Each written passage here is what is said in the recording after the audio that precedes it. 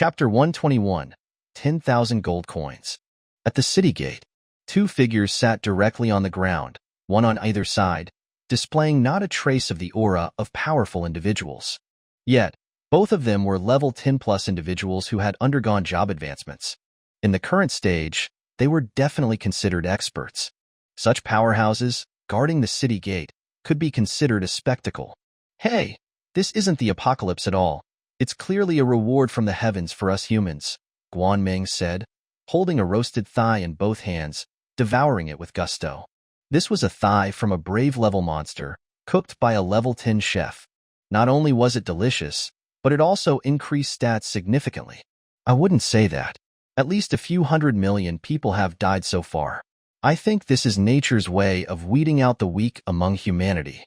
Have you read that novel called Global Evolution? When Zay asked quietly from the side. Survival of the fittest. I like that term. We're the fit ones. I heard there are dragons and phoenixes in those deep mountains and old forests. I wonder if it's true. If it is, I'd really like to try slaying a dragon. Dragons probably exist. You've heard of Zhan, right? I heard he slaughtered a dragon. The killer demon king, Zhan? Is he really that strong? I don't believe it.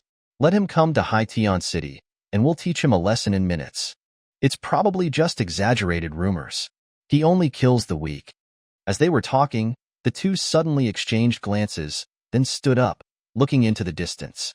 There, a terrifying aura was approaching them.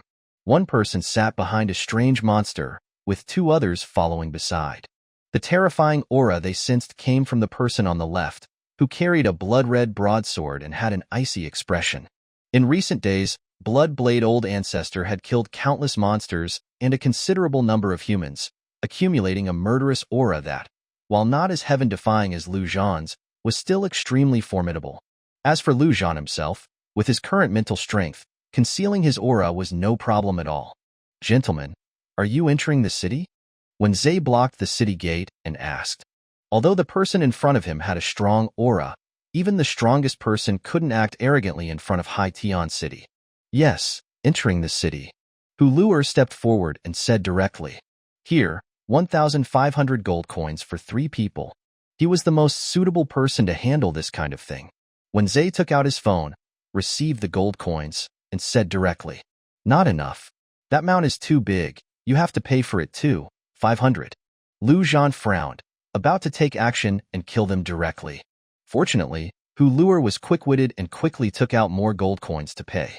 In his heart, he knew that no matter how strong Lu Gu was, he couldn't compete with the entire Haitian City. He couldn't be stubborn. All right, register. Names, levels, and classes. When Zay nodded in satisfaction, it was a joint rule of the 8 major forces of Haitian City that the city gate guards could get 10% of the entrance fee. That meant he had earned 200 gold coins from this transaction.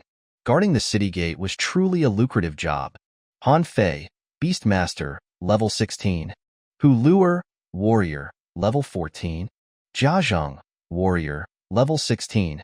These were naturally names that Zhan and the others made up. There was no way to verify them anyway. Beastmaster? A hidden class? Impressive strength. And this Mr. Zhang, do you belong to any faction?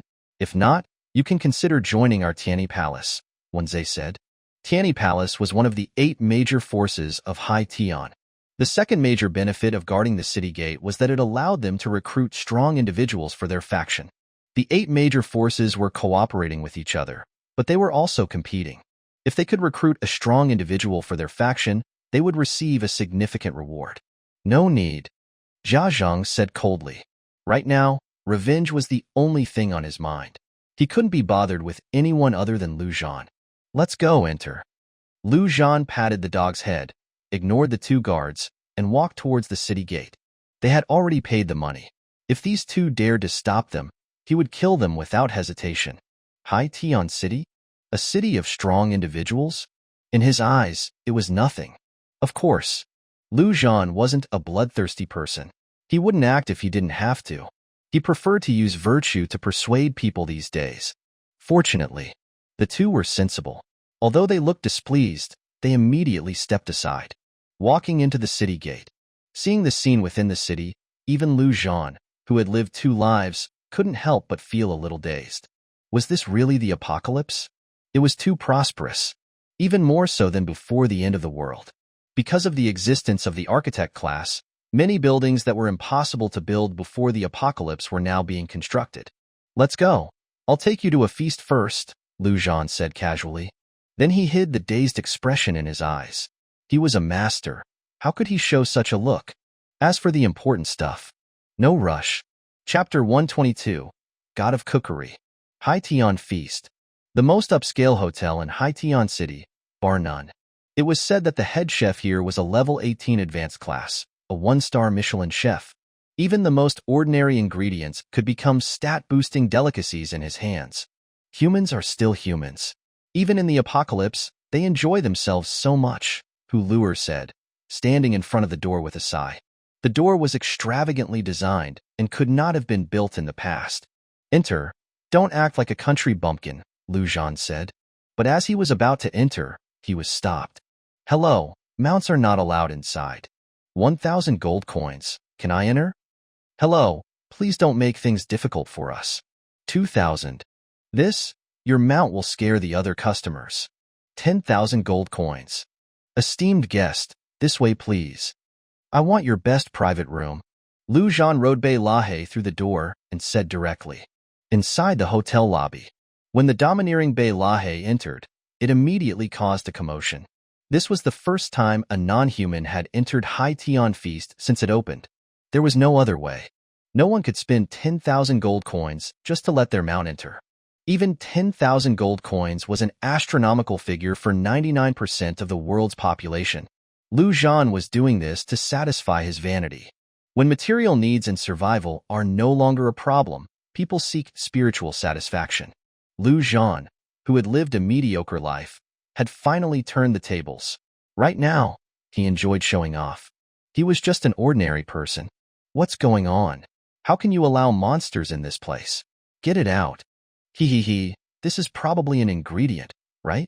Alive, freshly killed, freshly made, freshly eaten. How interesting. How about some sashimi? I've never actually eaten raw monster meat before. Lao Yang, come out quickly, the ingredients are here. The people in the hotel clamored. Those who could come here were all powerful individuals with influence. How could they allow an animal to step into their dining place? It was simply an insult. Zhan sat down. Bei Lahe snorted coldly, its body already starting to crackle with lightning, about to turn all those who were shouting into ashes. At the critical moment, a voice like thunder resounded through the hall. This esteemed guest paid 10,000 gold coins. If anyone can offer more, I will chase them out. Then, a ray of light descended from the sky. In the light, a person slowly descended. This person wore a white chef's uniform and a tall chef's hat. Although he didn't have the aura of a powerful individual, he gave people an incomparably dazzling, impossible-to-ignore feeling. He was the big boss of Haitian Feast, the level 18 one-rotation chef, 1-star Michelin chef, Yang Ding. Zhan placed his hand on the dog's head to prevent it from going berserk, and a glint flashed in his eyes. He didn't expect it to be him. This Yang Ding was extraordinary. In the future, he would be crowned with the title of God of Cookery, the strongest chef of humanity. His class had even gone through 5 rotations, 5-star Michelin Grand Chef. All of the 8 human emperors regarded him as an honored guest, just to eat the food made by this God of Cookery. Legend had it that the delicacies this guy casually made could easily increase stats by 100 points. If it was a top-grade ingredient, eating 1 bite could increase stats by 1,000, which was outrageous. Zhan had to get his hands on such a talent. First, he would see if he could use virtue to persuade him. If the other party didn't submit, he would tie him up and take him away. When Yang Ding appeared, the scene immediately quieted down. Although Yang Ding was a chef who didn't seem to have any combat power, all the leaders of the 8 major forces in Haitian City had made grand declarations. Anyone who dared to touch Yang Ding would be going against the 8 major forces. Furthermore, a chef who could level up to level 18, higher than many combat-type powerhouses, must have his secrets. No idiot would provoke him. 10,000 gold coins. When these words were spoken, surprise appeared on everyone's faces. Then their gazes all gathered on Lu Zhan, revealing an emotion called greed. To be able to take out 10,000 gold coins so casually, how much money did this person have? Most importantly, gold coins were different from equipment. Killing him would allow them to obtain everything. In that instant, at least 90% of the people had the urge to kill Lu Zhan. The apocalypse made people's hearts more naked and direct. Fortunately, they still had reason and knew that this wasn't the place to fight. But even so, many people had secretly taken out their phones to inform certain people. Esteemed guest, this way please. Yang Ding walked up to Lu Zhan, extended his hand, and said with a smile. A moment later, Yang Ding led a few people into a very large private room, which was fully equipped like a presidential suite, and then waved his hand. Come on, bring out the menu. No need. Lu Zhan waved his hand and said, 100,000 gold coins, you can decide what to make. Yang Ding raised his eyebrows slightly. Even he had never seen a big spender of this level. The leaders of the 8 major forces might be able to take out so many gold coins at once, but they wouldn't take out so many just for a meal. Of course, Yang Ding wasn't a merchant. Since Lu Zhan dared to offer this price, he dared to make food worth that much money. Esteemed guest, please wait a moment. Yang Ding walked out of the private room. Generally speaking, Yang Ding rarely personally cooked for others. But now, he had to show his skills, and he also had to take out those long-treasured ingredients. It wasn't just for the money. This person could casually take out so much money, obviously had terrifying strength. In the apocalypse, maintaining a good relationship with such people could often save one's life at a critical moment. After the person left, Hu Luer was excited. 100,000 gold coins. Wouldn't that be worth 100 million before the apocalypse? 100 million for a meal. Even Jia Zhang was moved. He had killed his way here, but he had only saved 50,000 gold coins. But Lu Zhan took out 100,000 gold coins for a meal, plus 10,000 gold coins for bringing his mount in, for a total of 110,000 gold coins. How much money did this guy have? Lu Zhan got off Bei Lahe's back, sat on the sofa, and looked calm. Showing dominance, strength was a part, and financial resources were also a part. A full hour later, Yang Ding finally came in again and said, Esteemed guest, you've been waiting for a long time. After speaking, he clapped his hands. A total of 7 beauties entered one after another carrying food. Each of the 7 beauties was tall, wearing a Chong Sam, and their faces were beyond compare. Before the apocalypse, they would definitely be goddess-level existences. In an instant, the fragrance filled the entire room. Esteemed guests, please enjoy. After the dishes were served, Yang Ding walked out without disturbing them. However, the 7 beauties stayed in the room without any intention of leaving. Clearly, these 7 beauties were also part of this feast and could be freely tasted by Lu Zhan and others. Looking at the table of delicacies, Hu Luer swallowed, but didn't dare to move. Lu Zhan would naturally be the first to taste it. Lu Zhan didn't stand on ceremony and took a bite with his chopsticks. Ding! Strength increased by 50. Lu Zhan raised his eyebrows slightly. Well, although 50 was insignificant to him right now, it was definitely shocking to increase stats by 50 points in one bite. Outside, countless people would probably be fighting to get in and take a bite. Eat, don't be shy. Lu Zhan waved his hand. Okay, Lu Gu. I'm starving to death. Hu Luer couldn't wait to sit down. Jia Zhang was the same. Although he was strong, he had never eaten anything good. The 3 of them stopped talking and focused on gobbling it up. As for the 7 beauties, they stood upright with elegant smiles on their faces. As the top-level restaurant, the waitresses here were naturally the most professional and had undergone rigorous training. They would unconditionally obey any request from the guests. If the guest had no requests, then they would wait. A table of dishes. In less than 10 minutes, it had all been devoured. As expected of the god of cookery, this table of dishes had caused Lu Zhan's various stats to increase to varying degrees. The most, strength, had increased by a full 124 points. Hu Luer waved his hands excitedly, and even Jia Zhang, who always had a bitter face, showed a rare smile. After that, Lu Zhan stood up, pointed to the standing beauties, and said, You, and you, the 5 of you come in with me. Now that he was full, it was time to exercise. The remaining 2, you can do whatever you want. After speaking, He walked to the bedroom next door, and the 5 beauties he pointed to followed him in. As expected of Lu Gu, taking on 5, the model of a man. Hu Luer looked up to him and asked Jia Zhang, "Jia Ge, how did you meet Lu Gu?" Jia Zhang naturally shook his head. "I don't need any." "Okay, Jia Ge, then I won't be polite. 2. I can barely handle it." Hu Luer looked anxious and walked into the second bedroom with the 2 beauties. Chapter 123, City Siege Instance. Half an hour later, Hu Luer walked out of the room refreshed. Jia Zhang was still sitting in the chair, closing his eyes to rest. "Jia Ge, how did you and Lu Gu meet?" Hu Luer sat down and asked. But Jia Zhang didn't move at all and completely ignored him. Hu Luer was bored but not angry at all. He had been shocked by the battle between Lu Zhan and Jia Zhang in the forest. Although Lu Zhan had completely crushed Jia Zhang. But in his opinion, Jia Zhang's strength was also extremely terrifying. At least it was no problem for him to beat him. Since Jia Gu ignored him, Hu Luer simply closed his eyes and rested. Serving 2 dragons at the same time was quite exhausting. But half an hour later, Lu Zhan still didn't come out.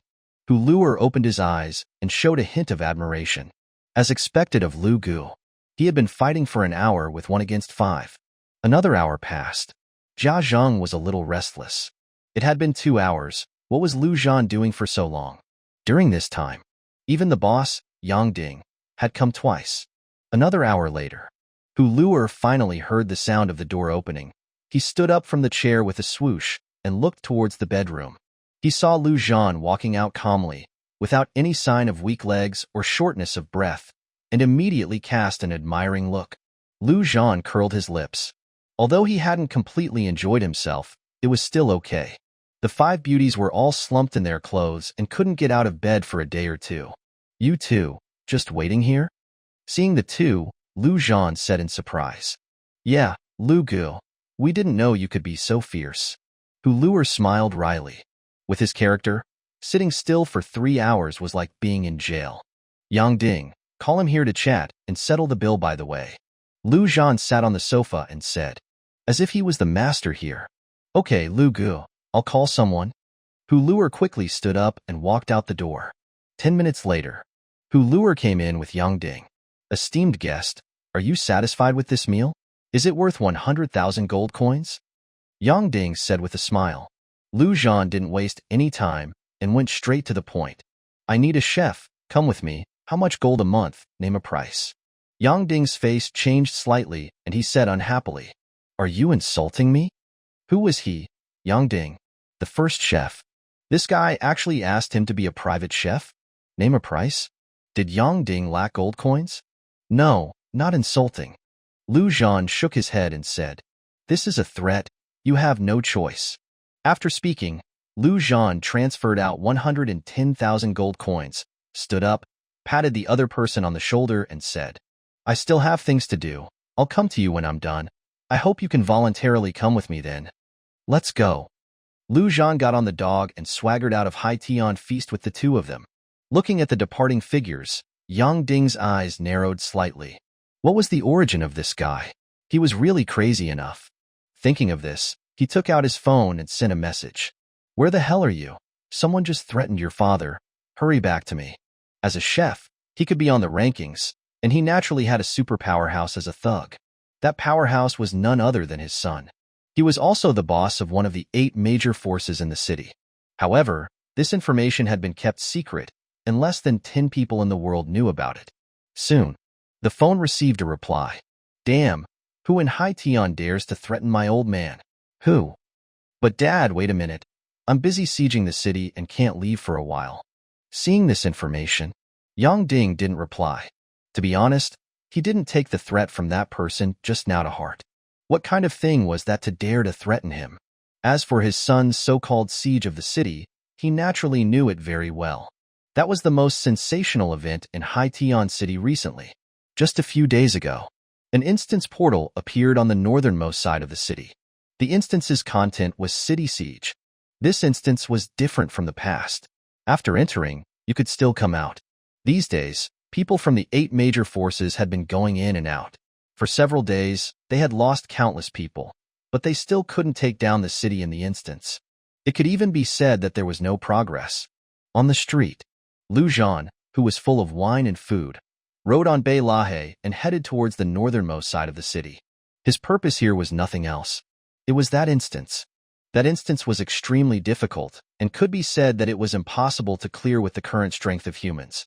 Even Zhan, whose strength had far exceeded the limit of humans, didn't dare to clear it. But this instance had a bug that he could take advantage of, and the things produced by this instance were crucial. It even changed the entire world's landscape. That was the city-building order. The cities built by humans today are simply variations of old cities. They are simply gathering places, and all protection depends on humans themselves. But the cities built with the city-building order are different. These were formal cities certified by the system. They not only had various welfare buildings and facilities, but also provided a super shield that enveloped the entire city. It could be said that humans could resist the attacks of monsters. This kind of city played a huge role. Don't look at Zhan. He seems to be invincible, arrogant, and perverse. But in reality, he was already on the volcano. If he was not careful, he would be roasted and eaten. 1 month after the apocalypse, when the monster army officially descended, they would definitely kill him as soon as possible. His end was like the High Tian city in the last life. It was even worse, because Zhan represented death. Now the situation was very clear. In this world, the undead monarch was like a rat on the street in front of those god-level existences. When the monster army pressed down, they would overthrow his so-called undead kingdom in minutes. No matter how good Zhan was at fighting, he couldn't fight against lord-level or even emperor-level dragons. As for the undead monarch, he couldn't come down to the field in the end. Everything still needed to rely on him himself. So during this time, Zhan had to do everything he could to make all the preparations he could and use all the methods he could. He must survive the first wave of the monster army's offensive. As long as he could survive the first wave, then Zhan would be officially standing in this apocalypse. How could he let go of the city-building order, the best item for defending the city? At that time, the super shield alone would be enough for the monster army to drink a pot, not to mention that he could build a lot of strategic city defense weapons, although those were ridiculously expensive. But gold coins were nothing. If he ran out, he would kill. Chapter 124. Unseen Swagger. Damn it, this is a hero-level instance. Are you kidding me? In the midst of a thunderous battlefield, a young man wielded a broadsword in each hand, cursing loudly as he cleaved through 2 monsters simultaneously. At the forefront of the battle stood a magnificent fortress, immovable and imposing, surrounded by a layer of energy.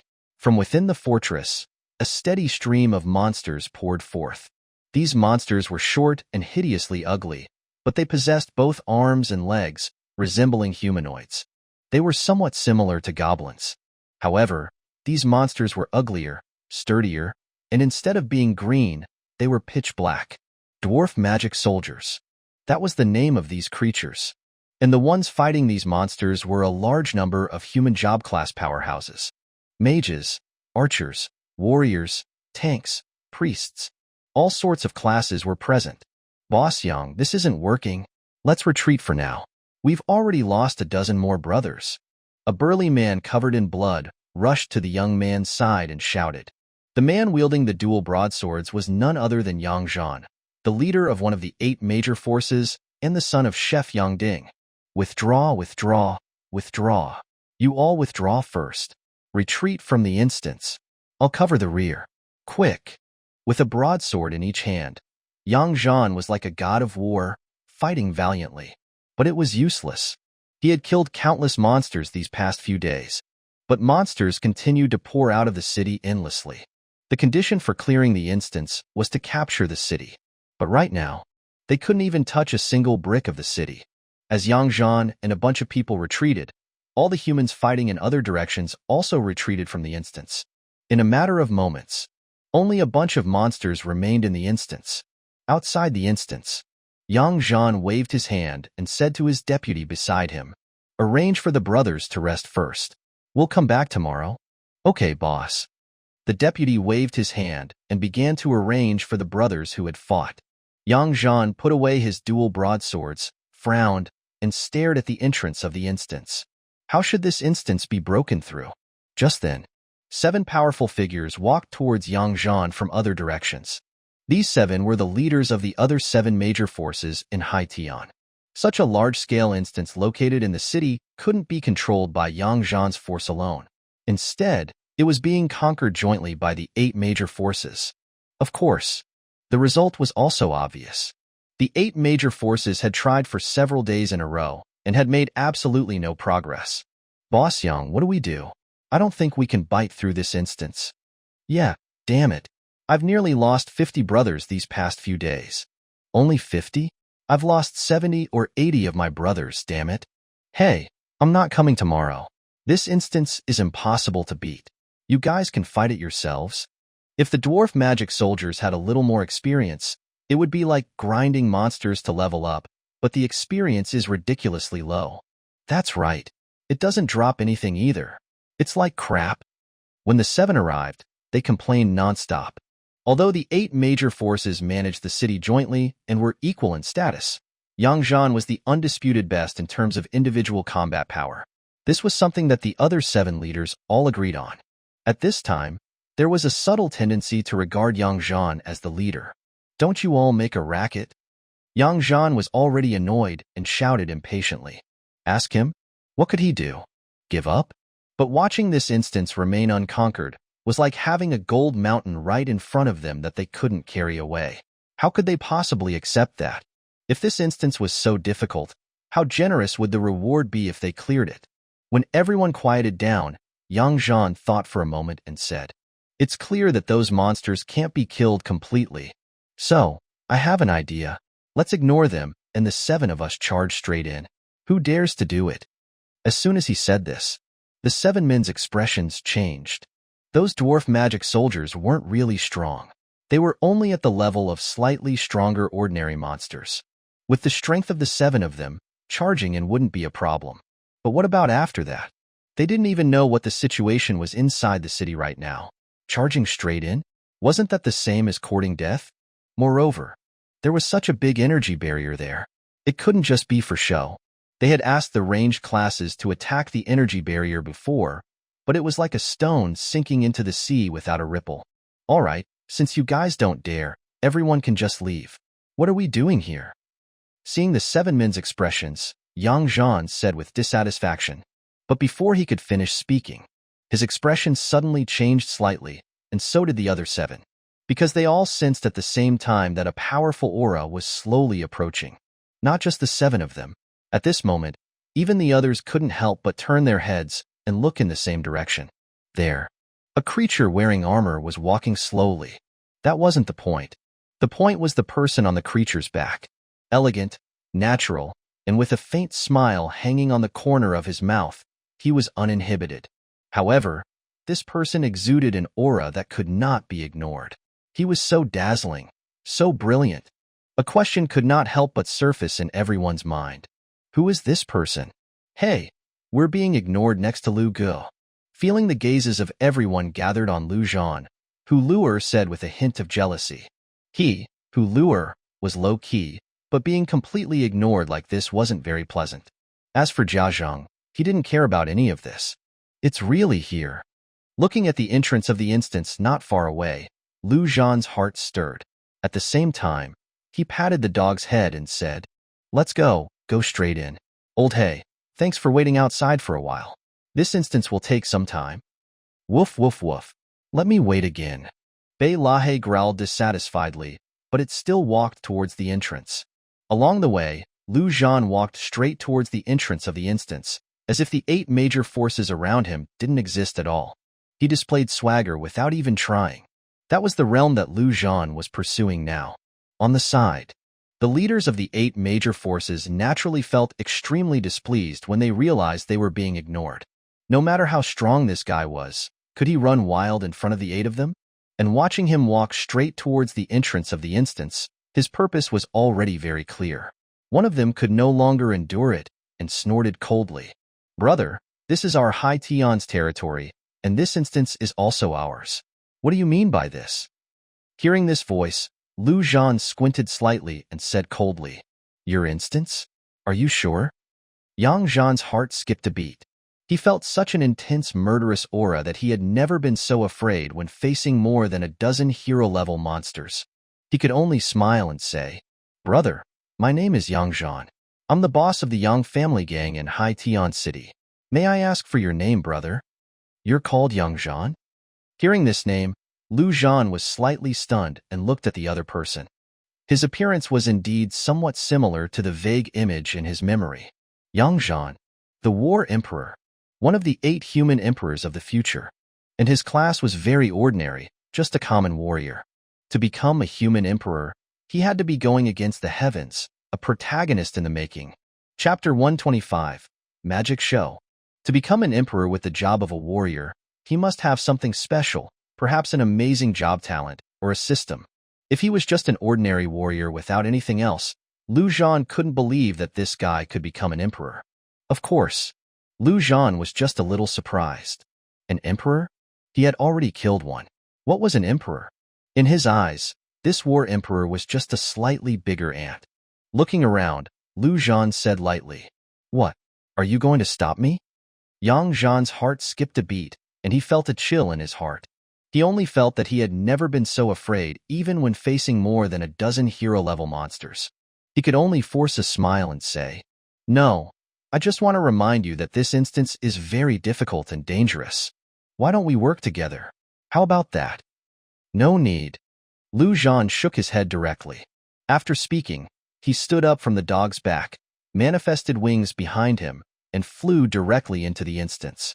Below, Huluer and Jiazheng also followed him in. Damn, he even has wings. What is this guy's background? Watching Lu Zhan and others enter, the 8 bosses outside finally relaxed. There was no way. That guy's aura was too terrifying, reminding them of the terrifying head teacher in their student days, and they didn't dare to breathe loudly.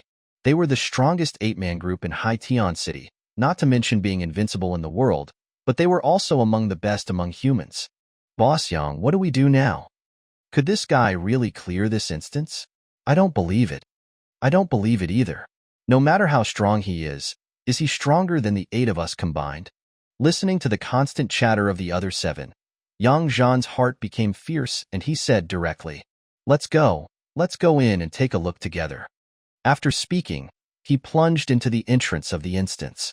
The other 7 looked at each other and followed him in. Their idea was very simple.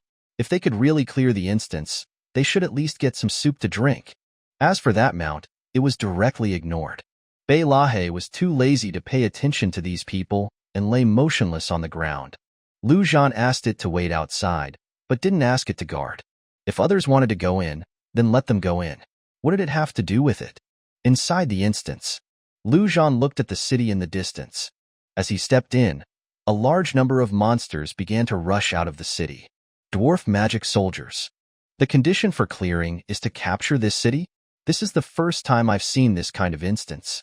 Looking at the monsters all over the ground, Huluer wasn't flustered at all, but a little excited.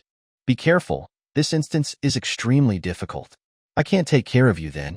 If it doesn't work, just retreat," Lu Zhan said, flying in the air. At this time, Yang Zhan and the other 8 also walked in.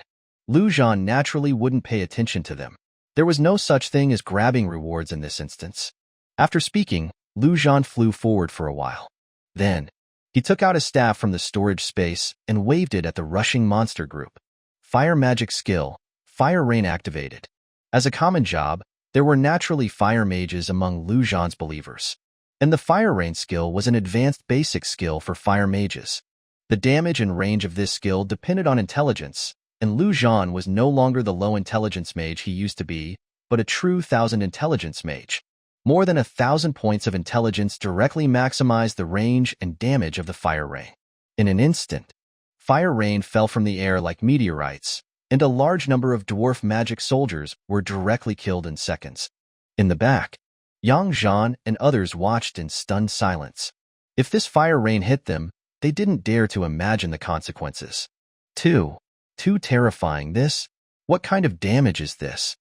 His job is a mage? Hidden job mage? Huang Shengren? Could he be Huang Shengren? Forbidden spell mage? Yang Zhan shook his head and said, Not Huang Shengren. Huang Shengren is humble and at least 50 or 60 years old. He may be even stronger than Huang Shengren. Even Huluer and Jiazheng were a little shocked.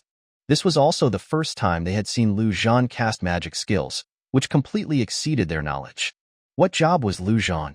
A round of fire rain disappeared.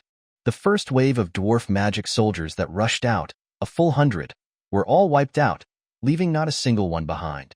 However, the most amazing thing was that there were no monster corpses on the scene. After the dwarf magic soldiers were killed, their corpses seemed to be swallowed directly by the earth and disappeared. Zhan wasn't surprised by this scene. This was the first difficulty in this instance. Endless dwarf magic soldiers. These dwarf magic soldiers weren't real monsters, but spawned by the system, which could be resurrected infinitely.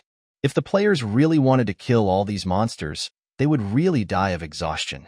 Zhan would naturally not be stupid enough to want to kill all these dwarf magic soldiers. He just wanted to try out his skills. To be honest, it was also the first time he had released magic skills, and it felt pretty good. Then, let's try other skills. In front, the second wave of dwarf magic soldiers had rushed out again. Earth magic skill, Rockfall. Third wave, Thunder magic skill, Thunderstorm. Fourth wave, Hidden job bomber skill, Comprehensive blast. Fifth wave, Archer skill, Arrow rain. Damn, you can't cheat like this. In the back, Zhan gritted his teeth. Close it, it's really boring. The archer skills are coming. My hidden job is just like a pile of shit in front of him. The other 7 were also numb. They originally wanted to pick up some bargains, but they ended up watching a magic feast? I don't believe he can come up with warrior skills. Before he finished speaking, a big sword suddenly appeared in Zhan's hand in the air, and he slashed at the new wave of rushing dwarf magic soldiers. With a boom, a crescent-shaped sword energy roared out, leaving nothing but desolation wherever it passed. Swordsman skill, Crescent slash. I'm convinced. But he's strong. So what? These monsters can't be killed. I want to see how long he can kill. After destroying another wave of dwarf magic soldiers, Zhan flew back and landed next to Hulur. He had played long enough. Next, it was time to get down to business. Lugu, why can't these things be killed? Hulur recovered from the shock and asked. They can't be killed anyway, don't worry about them. As Zhan spoke, number 1 appeared beside him. Then, he waved his hand and number 1 rushed into the monster group. As for Zhan himself, he directly took out a table, chairs, and a barbecue set, sat down, and called to Hulur. Come, sit down. This instance is a war of attrition and can't be done in a while. As for Zhan, he wasn't qualified to get on his table. Chapter 126, Dwarf Magic General. What is he doing? He's even barbecuing? I don't understand, Boss Yang. Why don't you go negotiate? Forget it. He clearly doesn't bother to pay attention to us. What did he summon just now? Look, it's so fierce. Does this guy also have summoner skills? Zhan and others talked nonstop. They were also experts who controlled a huge city, but at this moment, they felt like bumpkins. They didn't know anything. It makes my heart itchy. I'm going to get up and move around too. As Zhan spoke, he drew out his dual broadswords and rushed in directly. The other 7 looked speechless. What was so good about moving around? Wasn't it tiring? But soon, when the rich aroma floated from the barbecue grill in front of them, they finally understood what Zhan was thinking. It was so uncomfortable to smell it, but not be able to eat it. It was better to go up and fight. Zhan ate barbecue while admiring the battlefield in front of him. It didn't matter to him what the 8 people did, as long as they didn't interfere with him. Lugu, do we need to go up and fight too? Hulur took a bite of the meat and asked. He always felt that Lugu brought them in and needed them to do something. It made them nervous to do nothing and just watch. No need, just eat. Zhan said. This infinitely resurrected monster was the first difficulty for others. But for Zhan, it was a bug that could be used. Because it meant that number 1 could infinitely stack the getting stronger in battle buff. If he was willing, he could really brush for a few days and nights, and it was said that gods could be slaughtered. Of course, this was just Zhan's imagination. Right now, Zhan estimated that it would take about 2 hours to break the city's shield. The shield was the second major difficulty of this instance. As a weapon to protect the entire city, the thickness of this shield was extremely perverted. Even Zhan was afraid that he would have to cut it continuously for a day, and a night to break it. But as long as number 1 had enough attributes stacked, it wouldn't be a problem. Once the shield was broken, number 1 would kill as long he got in the city. He didn't care about what was guarding the city. This was Lu Zhan's strategy for clearing this instance. It was simple, rough, but effective. A dozen minutes later, the 8 bosses of High Tion couldn't bear it and withdrew from the monster group. They had just fought not long ago and hadn't fully recovered yet. But they were unwilling to withdraw and were afraid of missing something exciting. They simply sat on the ground and watched the battle. Since Lu Zhan wanted to spend time, they would accompany him.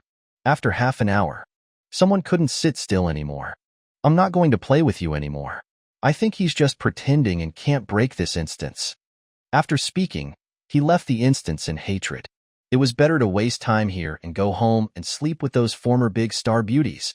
An hour later, people left one after another, and now only young Zhan and 2 others were left. These 3 were obviously very patient, with the idea that they wouldn't leave if Lu Zhan didn't leave. Lu Zhan naturally didn't care, eating and drinking and resting his mind by the way.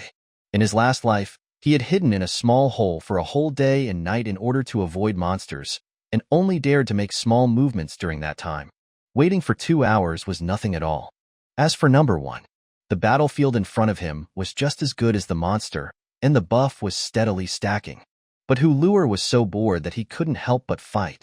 Not to mention, the fighting power of the touching gold lieutenant was also good, and the King Kong umbrella was very powerful. Even Jia Zheng was a little tired of waiting and stood up many times. After waiting for another half an hour, Lu Zhan looked at number 1's status and finally stood up from his chair. In an instant, Yang Zhan and the 3 of them, as well as Hulur, were all excited and looked at Lu Zhan with anticipation. Finally, after waiting for so long, it was finally time to take action. Then, under the gaze of the 5 people, Lu Zhan unhurriedly packed up his things and threw them all back into the storage space. Then, he directly flapped his wings, took off again, flew directly to the edge of the shield, and moved his heart. Number 1. Attack this thing with all your strength. Next second, number 1, who was still on the ground fighting with the dwarf magic soldier, suddenly disappeared in place and appeared in front of the shield. At the same time as it jumped up, the axe in his hand smashed down. There was a boom. As if the earth shook, terrifying energy spread out. Yang Zhan and others in the distance changed color directly. What the hell was this? Then, the shield began to shatter like glass. In just 3 seconds, the entire shield disappeared. Originally, under the cover of the shield, humans could only see a blurry shadow of the city from the outside, which was why Yang Zhan and others had not dared to rush in forcefully. But now, everything on the city was clearly displayed in front of them. The city gate was wide open, and the dwarf magic soldier poured out continuously from the city gate. On the city wall stood several rows of monsters. They were taller and more powerful than the dwarf magic soldier, and their appearance was even more ugly. Many of them had broken through 2 meters in height, which was completely inconsistent with the word dwarf. But the most terrifying thing was the one in the center. More than 3 meters tall, with extremely stout limbs, covered in black armor, and holding a long halberd-shaped weapon in his hand. He looked extremely powerful. Dwarf Magic General, Lu Zhan said lightly in the air. Said the other party's name. It was impossible for monsters above the hero level to appear now, and this guy was no exception. He was just a hero-level boss, but extremely powerful. It was enough to show the strength of the Dwarf Magic General to be described as powerful by Lu Zhan today. Lu Zhan didn't know what race this dwarf magic was, but because of the particularity of this copy, the production of the first city-building order, the various rumors in this copy were very popular. According to rumors, the strength of this dwarf magic general was not weaker than the hero level of the Dragon Clan, and its strength could be seen. And this was not the most despairing thing. The most despairing thing was that this thing could be resurrected. Yes, all the monsters inside, including this dwarf magic general, could be resurrected infinitely. This was the biggest difficulty of this copy. Think about it. You finally managed to kill a super boss comparable to the hero-level dragon. But they were resurrected. Who could bear this? But this dwarf magic general didn't resurrect so quickly. The stronger the monsters inside, the longer it took to resurrect, which was also a chance for the players to breathe. Roar! At this time, The dwarf magic general roared loudly, as if the earth shook. The sound directly spread throughout the instance. Zhan and others, who were still preparing to rush over, changed their faces drastically, only feeling a giant hammer smashing directly on their foreheads. What a terrifying creature. The few of them quickly retreated, only a step away from exiting the instance. Now, they were naturally unwilling to really quit, but could only endure it. Chapter 127. Blown to Kingdom Come. Very good. You roar with a lot of spirit. Zhan laughed aloud in the air. At the same time, with a thought, Number 1 on the ground rushed out at a rapid speed and arrived in front of the dwarf magic general in the blink of an eye. The next second, the giant axe slammed down. The dwarf magic general's reaction was also extremely fast. The halberd in his hand went straight up, trying to block the giant axe. Suddenly, Death's Lament activated. An extremely strange voice suddenly rang in the dwarf magic general's ear, causing it to shake all over and to have a feeling of fear that it had never experienced before. This fear only lasted for a second, but that second was enough. It was already too late to block Number 1's axe. With a boom, the axe smashed directly on its head, almost splitting it in two. Roar! The dwarf magic general finally came to its senses, but Number 1's axe had already slammed down for the second time. The dwarf magic general hurriedly raised the halberd, but it was still too late to block it. This axe hit its shoulder. Next, having lost the initiative, the dwarf magic general had completely lost the ability to resist and could only passively endure the attack. In less than 10 seconds, when Number 1's 20th axe fell, the dwarf magic general's body had no intact place, collapsed suddenly, and lost its life. This was a terrifying monster comparable to the hero-level dragon, but it didn't have the slightest power to resist in front of Number 1. There was no way. Who told Number 1 to stack 3 hours of getting stronger in battle buff? Another way to put it, Number 1 spent more than 3 hours killing a monster with a hero-level dragon level, which didn't seem so difficult to accept. Zhan moved his heart and was about to transform the dwarf magic general. As a result, the corpse disappeared directly, completely not giving him a chance to transform it. Sure enough, he couldn't use this bug. In the distance, Zhan and the three of them were completely numb, staring blankly at the direction of the city. Just now, what happened? That terrifying monster whose roar almost killed them was forcibly beheaded? What was this situation? Could it be that that thing can only roar? Boss Yang, what do we do? A person asked weakly. Life and death are determined by fate. Wealth and honor are determined by heaven. Zhan gritted his teeth, drew out his dual broadswords, and rushed straight towards the city. He was unwilling to be just a spectator. In the city, the dwarf magic general was killed, but the remaining dwarfs didn't retreat at all, but became even crazier and pounced on Number 1. In addition to the countless dwarf magic soldier, there were also nearly 1,000 elite-level dwarf magic berserkers. Number 1 had no mood swings. One battle axe swung in the monster group as if in no man's land. Each axe could take away a large number of dwarfs. There was no one to contend with. Zhan didn't care about it anymore, flapping his wings and flying towards the city. At this time, Number 1 could be said to be completely invincible, and there was no possibility of threatening it. If he remembered correctly, the clearing condition of this copy was not to kill all the monsters. That was an impossible task, but to capture the city. As for how to capture it, it was also simple. That was to break the city's city magic cube. The city magic cube was a city control center that would be generated after building a city with the city building order. Whether it was the city shield or the various city facilities, it was controlled by this cube. As Zhan flew into the city, all the dwarfs in the city and outside the city went crazy, abandoning everything and rushing into the city. It was clear. They also knew what was the most important thing. For a time, thousands of monsters all rushed towards Zhan. The scene made Zhan and others outside the city horrified, and they had to stop their bodies that were originally ready to rush in. If they rushed in, they would be directly submerged, and not even bones would be left. In the city, Zhan, who was flying in the air, looked around. Where was the city magic cube? It was so big, I was afraid it would be difficult to find. After thinking for a moment, Zhan directly summoned 15 winged undead creatures. After these days of preparation, There were already various undead creatures in his undead space, flying in the sky, running on the ground, swimming in the sea.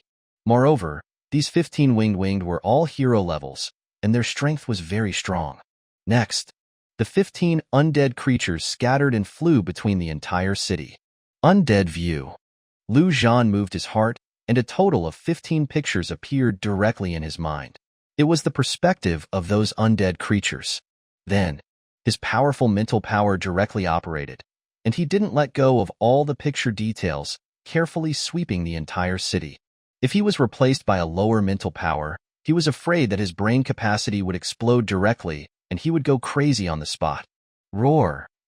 At this time, on the ground, several elite-level dwarf magic berserkers had already run to a high place, leaped up, jumping up several meters, and waving their weapons towards Zhan. Zhan was unmoved, and his mind was still watching the 15 pictures. The Song of Blood had already appeared in his hands. Brush, brush, brush, brush, saw. Zhan swung his sword a few times at will, but every sword fell. A dwarf's head would fall off, and then the whole body would disappear in the air. The strength of the dwarf magic general was comparable to that of the hero dragon. But these dwarf magic berserkers were far inferior to the elite-level dragon, and it was extremely easy to kill them. In just a few seconds, the several dwarfs that jumped up had been killed. But there were still dwarfs running and jumping madly, trying to prevent Zhan from destroying the city magic cube. And on the ground, number 1 was killing more and more fiercely, like a killing machine. Its attributes were still stacking, without any limit. Just 3 minutes later, Zhan finally found something unusual in a picture. There was a huge pond in the back of the city, but it wasn't water, but boiling black liquid. Dwarf magic soldier crawled out of this black pond continuously, and in the very center, a huge dwarf magic was slowly taking shape. It was the dwarf magic general. This was the resurrection pool of these things. In the air above the resurrection pool, there was a floating square object emitting a strange light. If he guessed correctly, that should be the magic cube. After finding the target, Zhan moved his heart, and all 15 flying undead creatures returned to the undead space. Then, he flew at full speed towards the resurrection pool. On the ground, number 1 was killing quickly, and at the same time, it rushed towards the direction of the magic cube. After a while, Zhan in the air had already arrived above the black pool, and in the center of the black liquid. The dwarf magic general had already taken shape, roaring loudly, and the whole body leaped up and instantly reached the bottom of Zhan, and the halberd was directly picked up. Zhan slashed with a sword, and the two weapons collided head-on. Zhan only felt a huge force coming, and the whole person flew out uncontrollably. The strength of the hero dragon. Terrifying. Since that was the case, Zhan didn't fight it head-on, and waited for number 1 to come. Chapter 128. City Building Token. Roar. The dwarf magic general flew directly into the air. Although it didn't have wings, it could fly, and it wouldn't have been killed by number 1 so quickly if it had flown up earlier.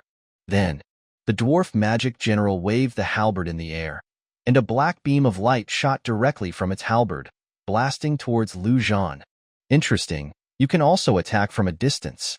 Zhan directly removed his wings. These wings were too low-grade and didn't fly fast. The speed of the black beam was extremely fast.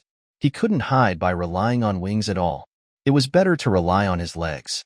With a boom, as the black beam hit, Zhan timely took a step back and directly dodged.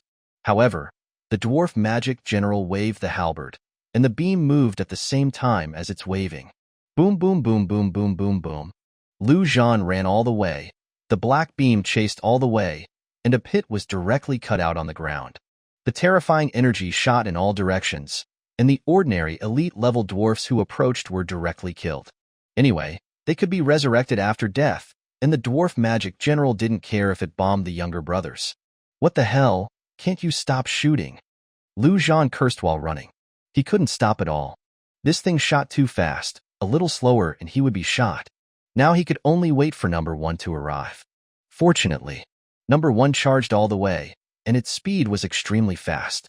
In less than 10 seconds, Zhan had already seen number 1's figure and moved his heart. Number 1, who had just arrived, directly shot like a shell towards the dwarf magic general in the air. and instantly reached the top of the other and slashed down with an axe. With a boom. Number 1 at this moment was a bit stronger than before, and the dwarf magic general couldn't hide at all. The dwarf magic general's body fell directly and smashed heavily on the ground. Let you be arrogant. Zhan clapped his hands. He was safe when his younger brother came.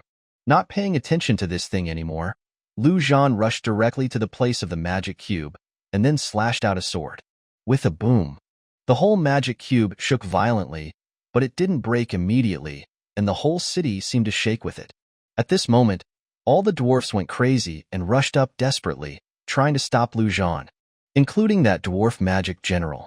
As a result, as soon as it moved, it was directly grabbed by number 1's head, and one axe cut off its feet, followed by its hands. In a moment, the whole dwarf magic general had been cut into a magic stick with only a head and a body left. Even so, this guy was still wriggling desperately, trying to come and stop Zhan. Number 1 slashed down again and directly fixed it on the ground. On Zhan's side, except for that dwarf magic general, he didn't pay attention to the other dwarf's attacks at all. In his eyes, there was only that magic cube. Boom, boom, boom, boom, boom, boom, boom. The song of blood in Zhan's hand didn't stop, and he bombarded the magic cube madly. Next, there was no suspense anymore, and nothing could prevent Zhan from cutting down the magic cube. It was just a matter of time. However, this thing was really hard to leave, and it only appeared a crack after more than a dozen swords. Since the normal cut didn't work, then use skills. Zhan took a deep breath and instantly drew a spirit swordsman believer in his mind. The skill-flowing wind 5-linked slash was activated. Zhan's body directly turned into a wind and disappeared in place. Then, there were 5 loud noises, and all 5-linked slashed on the magic cube. The magic cube finally cracked a huge mouth. Sure enough, it was still higher to use skill damage. Then let's do it again. Anyway, there were many sword users among his believers, and there were many skills. 3 minutes later, with a crisp sound, the magic cube finally shattered into countless fragments. In an instant, all the dwarfs froze in place, motionless, including the dwarf magic general who was still struggling.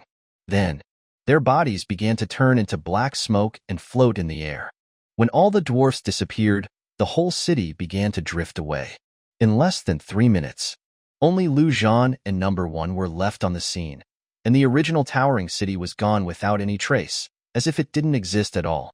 The only difference was a token floating in the air. For a copy with such a difficulty, the only reward was such a thing. It seemed very unworthy. But people who knew it would understand that the value of this thing was definitely worth any magic weapon. This was a true tool of social, the foundation.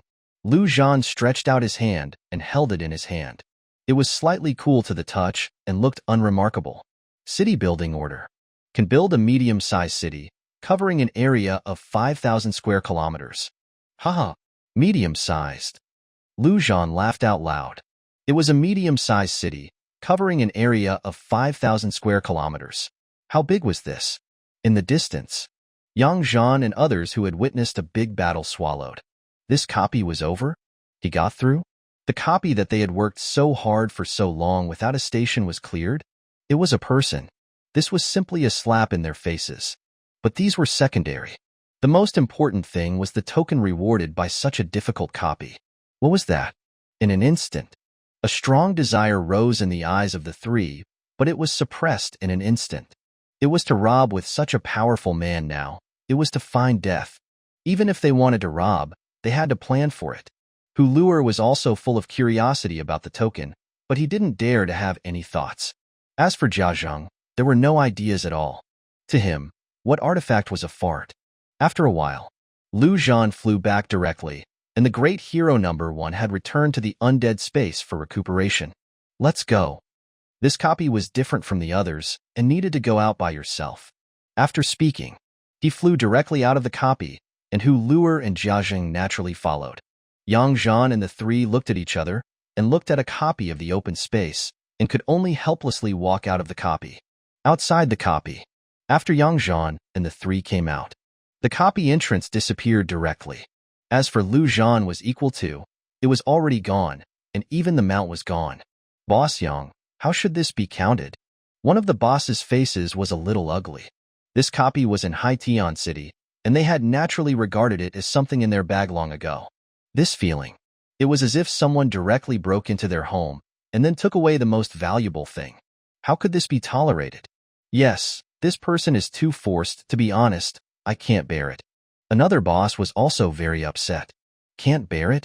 You can't bear it, you can go to him, find the other 5, and they will definitely go with you to find the scene back. Anyway, I'm not going. Zhan's heart was naturally also very upset. But so what? What if he was upset? Which was more important, happy or unhappy? After speaking, Zhan left without looking back. Forget it. Go home and ask the old man to make some good food to eat to eliminate the fire. Chapter 129. Go home and pack your things. Haitian Feast. At the main entrance, Zhan sat on Bay Lahe, waiting quietly. He had just sent a doorman to notify the owner, Yang Ding, inside. A moment later, Yang Ding, looking furious, came out of the gate. He hadn't expected the guy to actually dare to come. My business is done. Chef Yang, what's your decision? Come with me willingly, or do I have to tie you up? Zhan asked directly when he saw the man come out. He always did what he said he would. He said he'd take the man, so he'd take him. Do you know who I am? Yang Ding's eyes narrowed slightly, and he snorted. He had already sent a message to his son before coming out. He didn't plan to make his relationship with Zhan public. It was a form of balance. Among the 8 major forces in Haitian, Zhan was the strongest, but only by a little bit. But if the other forces knew that Yang Ding was Zhan's father, it was likely to trigger a sense of crisis among the other 7 major forces, leading them to unite and deal with Zhan. Zhan represented more than just a chef. Oh, who are you? Zhan smiled. He could say without hesitation that no one, no creature in the world could threaten him now. Not even the dragon and phoenix clans. Even if he couldn't beat them, he could still run. What the hell are you all doing here? Just then, a scolding rang out from not far away. Someone was causing trouble in Haitian, and naturally it attracted a large crowd of onlookers. The person who came was naturally Zhan. He was already in a bad mood, and seeing so many people surrounding his old man made his eyes blaze with anger. But when he saw Zhan, his face immediately turned liver-colored, and only one word remained in his mind. Crap. No way. Could this demon be the one troubling his old man? Zhan, you know how to come back. Any later, and your old man would have been kidnapped. Yang Ding scolded Zhan when he saw him. As soon as these words came out, they naturally attracted a burst of uproar from all around. Even Zhan was surprised. A war emperor and the world's #1 chef were father and son after all. It suddenly made sense. With an emperor as his son, Yang Ding didn't have to worry about his level, resources, and so on. And Zhan could become an emperor with an ordinary warrior class, and there must also be the support of Chef Yang Ding. The chef profession became extremely powerful in the later stages. Some things could directly be comparable to red divine equipment, which were extremely valuable even to emperors. These two complemented each other and reached the peak of their heights. Zhan looked at Zhan and said lightly, I want to hire your father as my personal chef. What do you think? Zhan's face changed several times, and finally he looked at Yang Ding and said, Old man, go home and pack your things. Ah. Yang Ding was stunned in place. After a full minute, he reacted and replied, Oh. After speaking, he turned back to the hotel. He knew his son's personality. If he could fight, he would have done it. Now, not only didn't he do it, but he asked him to pack his things, so what else could he say? They couldn't beat him, and the gap between the two sides was too big, so they couldn't fight. Big brother, my dad is gone. Can I go too? Zhan looked at Zhan and asked with a sincere face. He couldn't really ignore his old dad. If he couldn't stay, he would just follow him. Even if he died, he had to die in front of his old dad. Okay, then you go back and pack up too. Zhan nodded and said.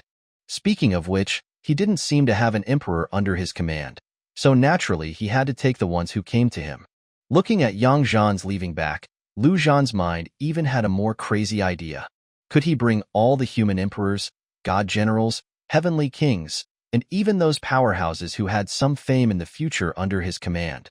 If he could convert all these people into believers, or even all of humanity, how much would his attributes increase? Thinking of this, a great ambition rose in Lu Zhan's heart. In the past, he only wanted to live and be happy. But now it was different. He had been tied to the grill, and there were raging fires below. In that case, he had to do everything he could to resist the fire, even if he kidnapped the whole of humanity. From now on, there could only be one human emperor in this world. That was him, Lu Zhan. Of course, this was not something that could be done with a touch. He needed to go back and plan carefully. Half an hour later, Haitian City Gate. Lu Zhan sat on Bei Lahe, and behind him, there was a bus following. Inside sat Yangding and his son, who Luer and Jiajing also enjoyed the light, and finally didn't have to walk with their legs. As a boss, Yang Zhan could easily get a bus and some gasoline. As for why he wanted to drive a bus, that was a good question. Because Yangding and his son also brought several beauties, the father and son had a total of more than a dozen. It had to be said, the tastes of these two fathers and sons were really the same. Long white legs, big white skin, beautiful faces, young and beautiful. Lu Zhan looked back and complained in his heart. Especially this Yangding, who was in his 60s and 70s, an old man, who was still doing 6 at once, could play better than him. Could his body withstand it? But he was a chef, and he might have some secret recipe that could enhance his ability. He could ask this old man about this. Although he was already very strong in this regard, men, who wouldn't want to be stronger? Boss Yang, are you really leaving like this? Yes, Boss Yang, you're gone. What should we do? Boss Yang, you have to come back and see us often. Chef Yang, I'm still waiting to eat the dishes you make. Woo, brother Yang, take me with you. Outside the bus, a group of people cried out. This Yang Zhan was the strongest and most popular among the 8 bosses, and naturally the most loved. Now just like this. Gone? Many people couldn't stand it.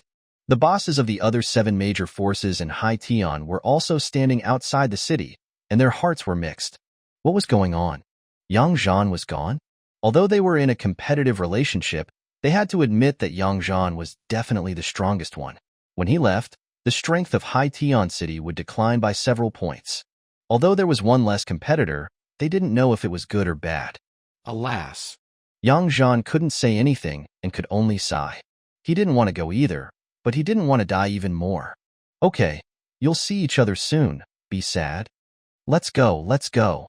Lu Zhan patted the dog's head and said unceremoniously, when things settle down there, it wouldn't be impossible to pull the people of Haitian City all over there. Woof, woof, woof.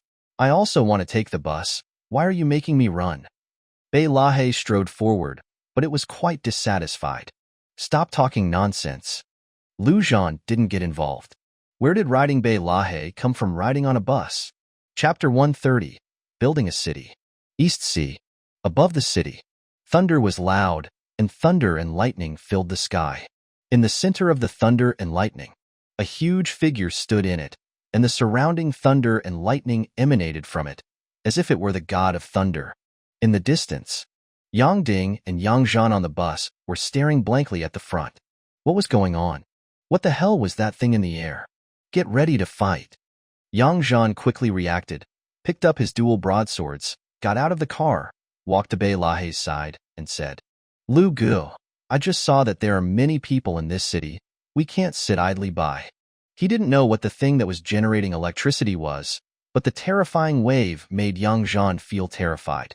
But he, Yang Zhan, was a strong man of the human race, and his sense of responsibility was not ordinary. It was impossible to sit idly by and watch so many human races be slaughtered. Otherwise, it would be impossible for him to become the most prestigious boss in Haitian City. You're quite righteous. What, do you want to be a hero? Lu Zhan said with a smile. In his last life, he had heard many rumors about the human emperor. Among them, the most about this war emperor were righteousness, boldness, heroism, doing justice, and being respected. Now it seemed, these rumors were true.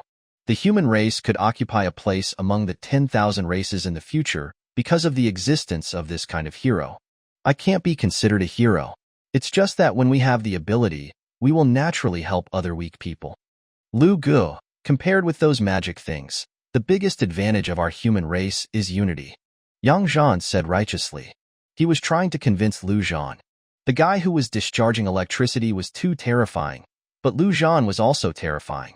If Lu Zhan could take action, he should be able to save the people of that city. As a result, as soon as Yang Zhan finished speaking, he saw that the lightning rushed towards this side in an instant, like a thunder blade. With a boom, a strong breath stopped in front of Lu Zhan in an instant. Yang Zhan was tense, as if he was facing a great enemy. He didn't expect that the other party would come directly at them. What was this situation? Until now, he saw the true face of this Thor. It was a tiger, surrounded by thunder and lightning, and it was extremely terrifying. But the next second, something even more shocking happened to him.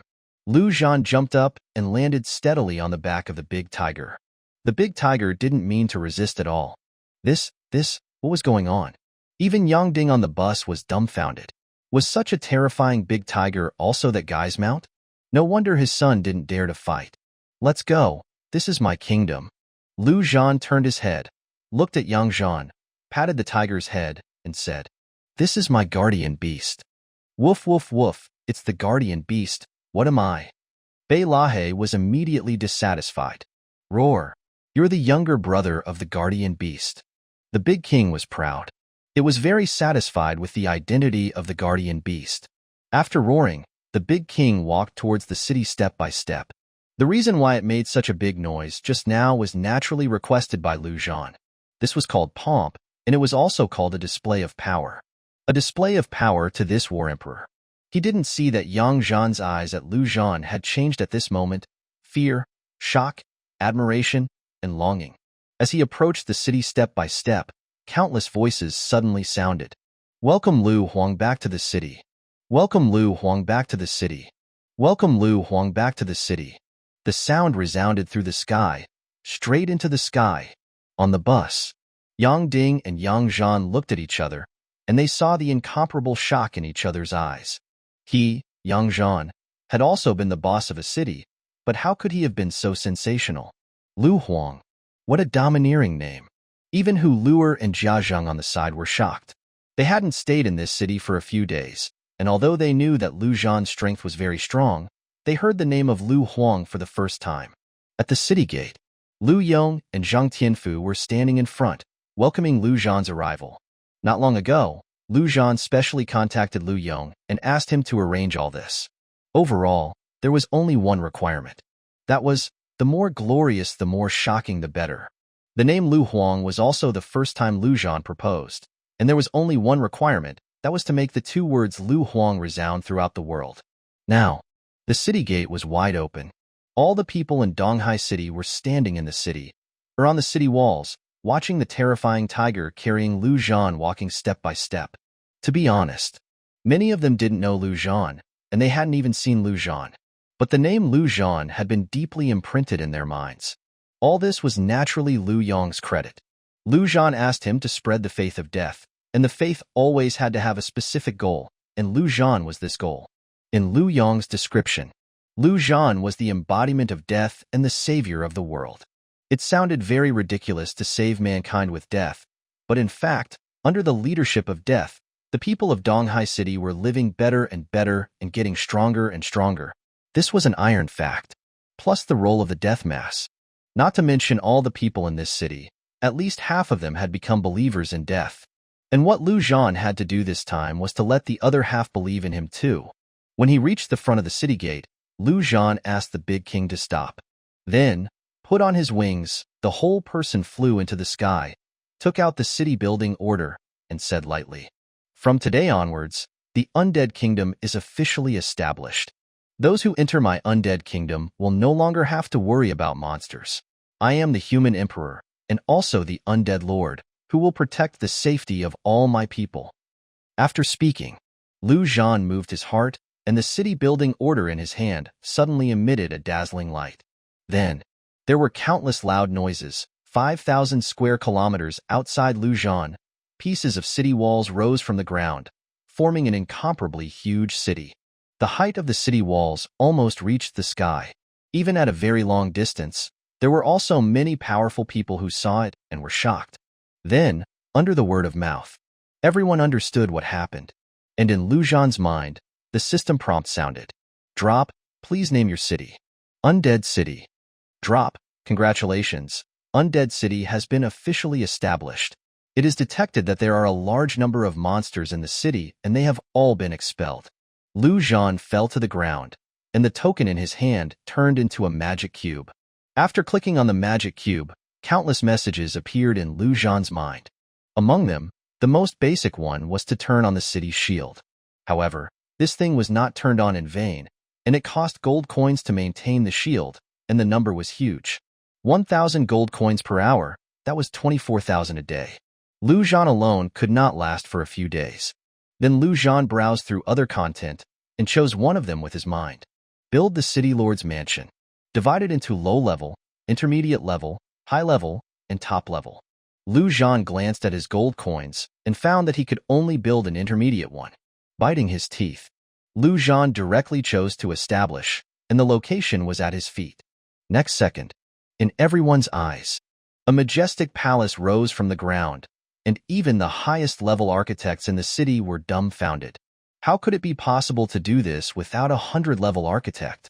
When the City Lord's mansion was completed, Zhan signaled with his eyes.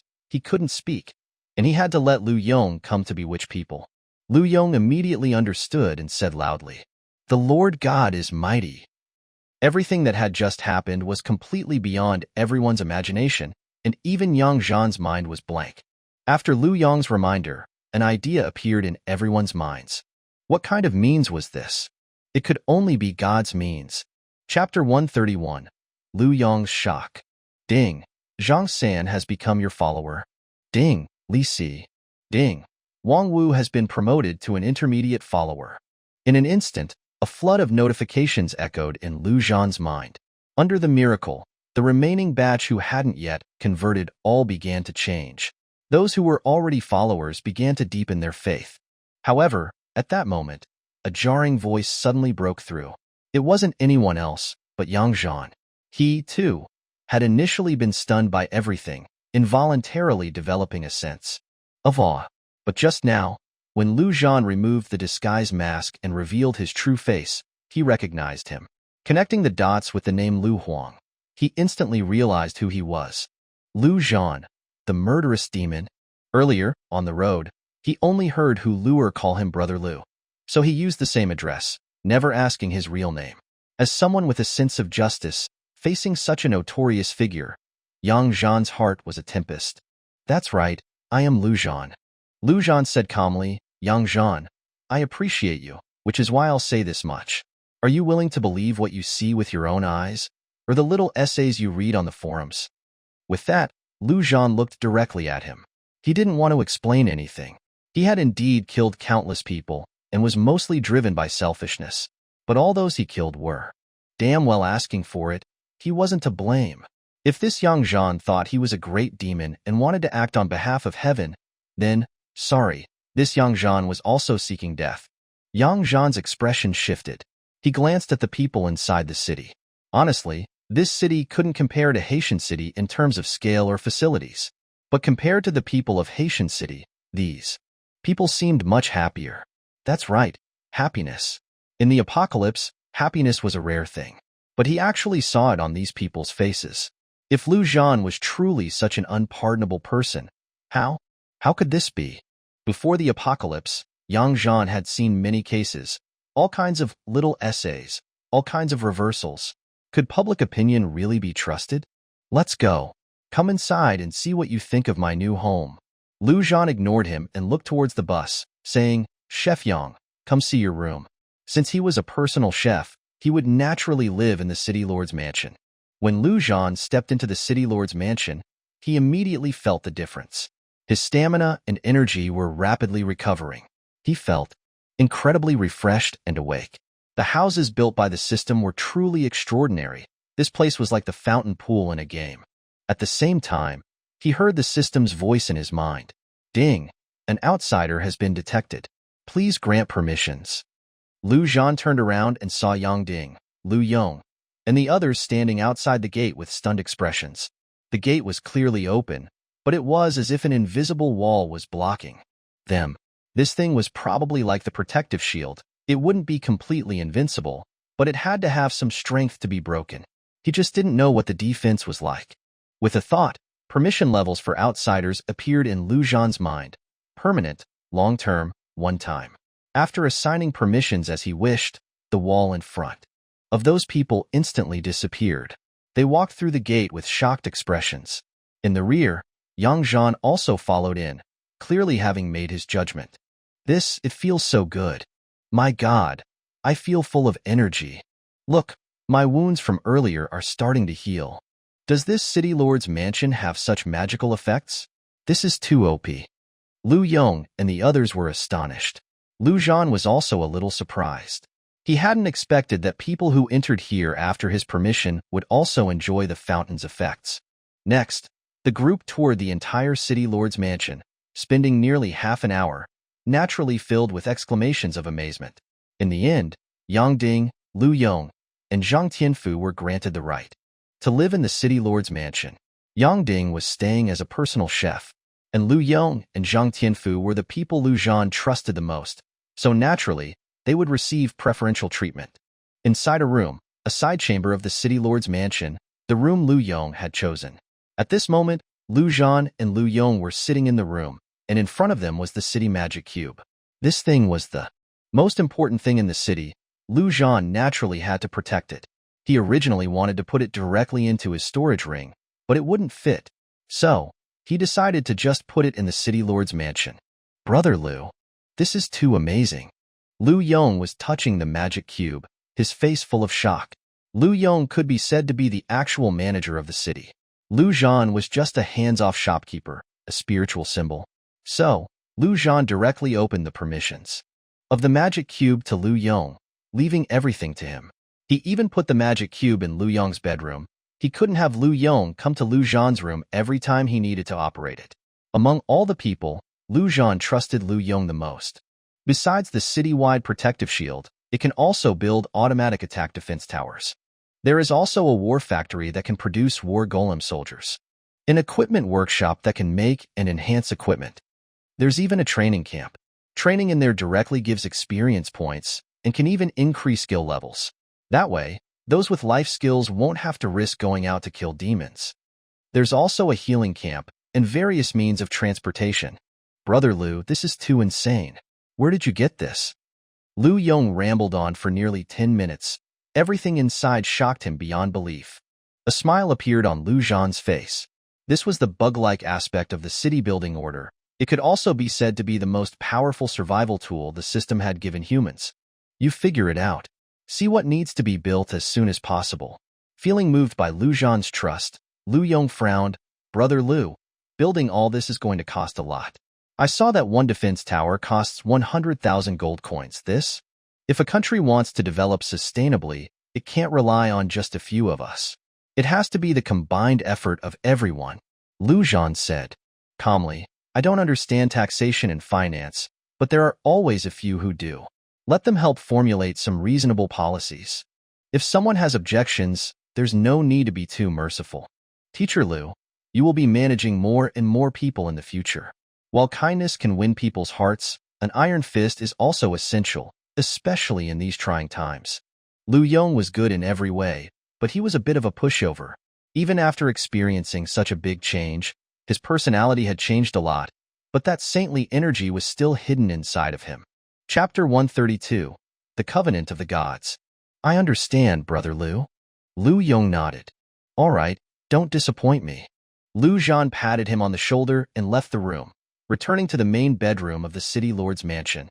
As the owner's room, the main bedroom was naturally the largest and extremely luxurious, even better than those 7-star hotels.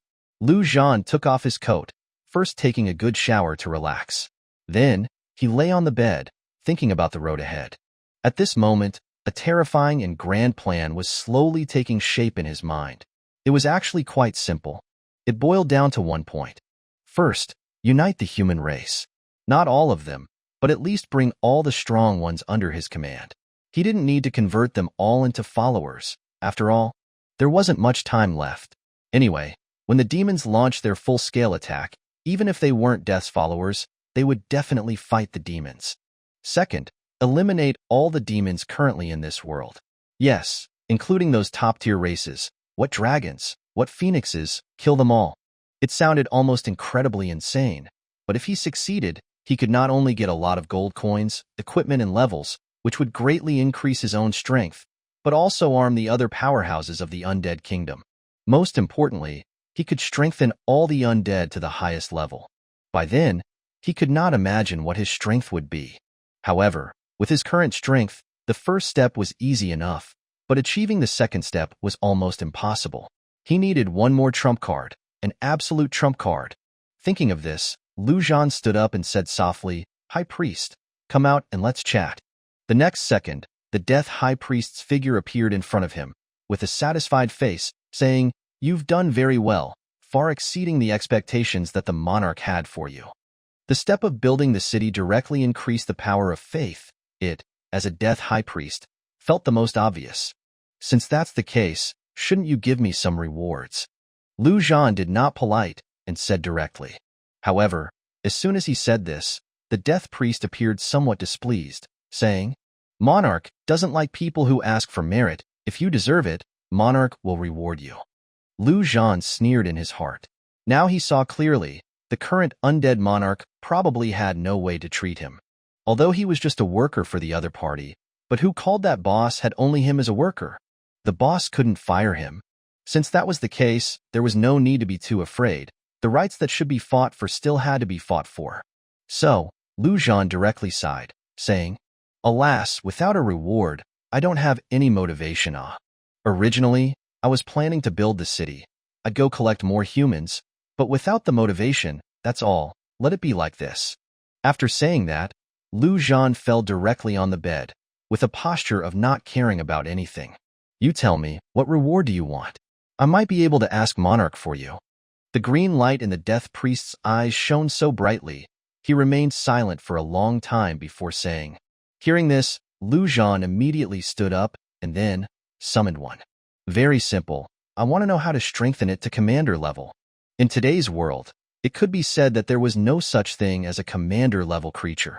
If one could evolve into commander level, coupled with its terrifying talent, sweeping the world would definitely be a piece of cake. However, the Death High Priest refused directly without thinking. "Impossible. The second stage has not yet been opened. This world cannot appear creatures above the hero level. This is determined by the covenant of the gods. Even the gods cannot break it." The second phase? Covenant of the gods? Zhan accurately grasped these two words. In that case, it was now in the first stage. And the so-called covenant of the gods limited the upper limit of strength in the first stage. It was impossible to exceed the hero level. The second stage refers to the large-scale invasion of demons into this world.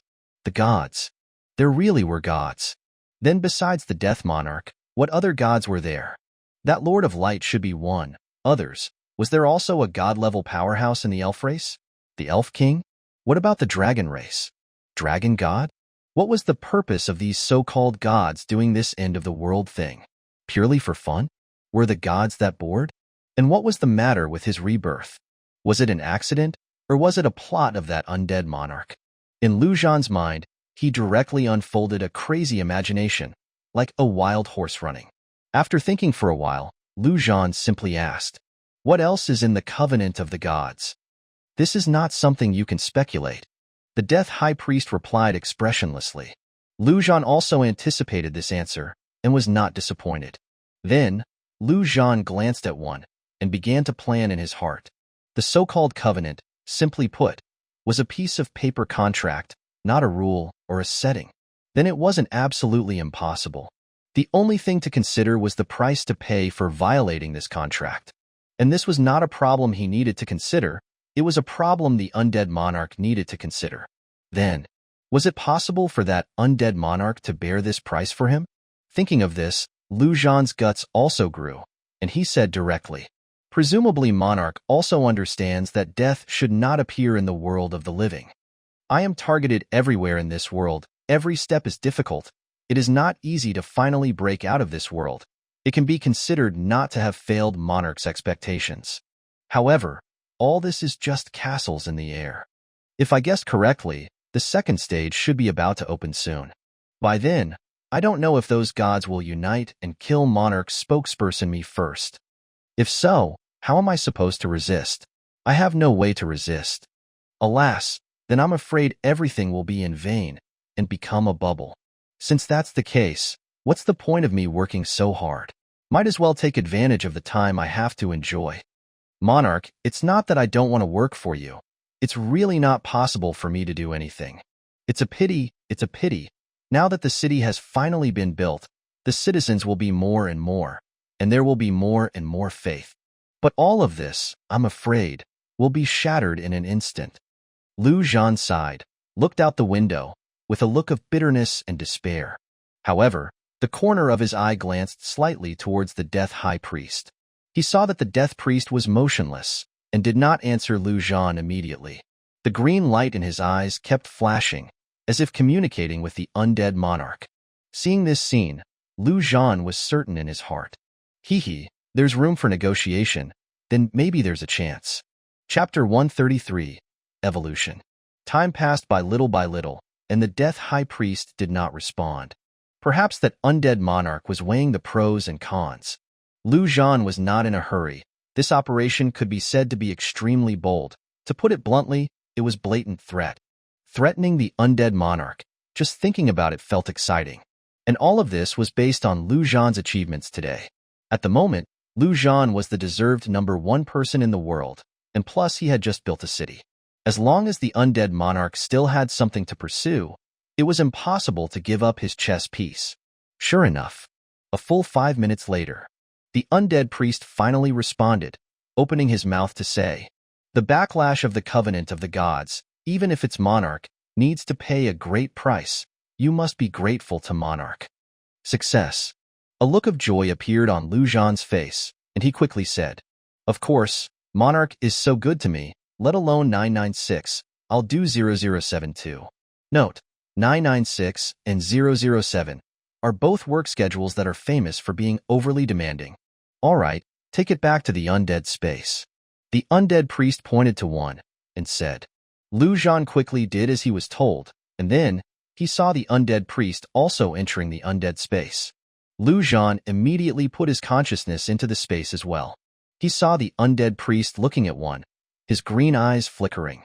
"This undead of yours is indeed magical. It is a mutated undead that is 1 in a million. If it was replaced by an ordinary undead, even if Monarch violated the contract, it would not be possible to upgrade it to the commander level." These words were clearly meant for Zhan to hear. What am I supposed to do? Zhan did not hesitate and asked directly with his consciousness. Sacrifice all these undead to it. The undead priest said. All of them? Zhan was stunned at the moment in his space. The undead summoned and reincarnated were as many as several hundred, and all of them were carefully selected. Especially the reincarnated undead. Each one took a lot of time and demons sacrificed. To sacrifice all of these to one, how could he not be reluctant? Yes, this one can be left behind. All the others are sacrificed. The undead priest pointed to two, saying, "The death assassin is extremely rare in the entire undead world. It is a pity to sacrifice it. Sacrificing all of these may not be enough. You need to continue to summon and sacrifice. The hero evolving into a commander is a qualitative change. Do you think it is an easy thing?" Zhan took a deep breath, looked at one, bit his teeth. Damn, let's do it. Sacrifice it. As long as one could succeed, everything was worth it. The next second, that giant dragon undead began to slowly turn into black mist, entering one's body. This giant dragon had reincarnated for a long time. The attributes looked very twisted, but in battle it was trash. Zhan had long wanted to sacrifice it, but he was a little reluctant. Now it was finally a must to sacrifice it. Then, Zhan continued to control other undead with his consciousness for sacrifice.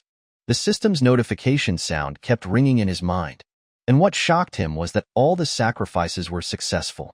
You had to know that Zhan had tried to sacrifice one before, and the success rate was only about 10% at most. Very obviously, this was the undead monarch playing a role. What a bug. For a time, Zhan sacrificed even more vigorously, and one remained motionless, quietly enjoying the sacrifice of other beings of the same kind.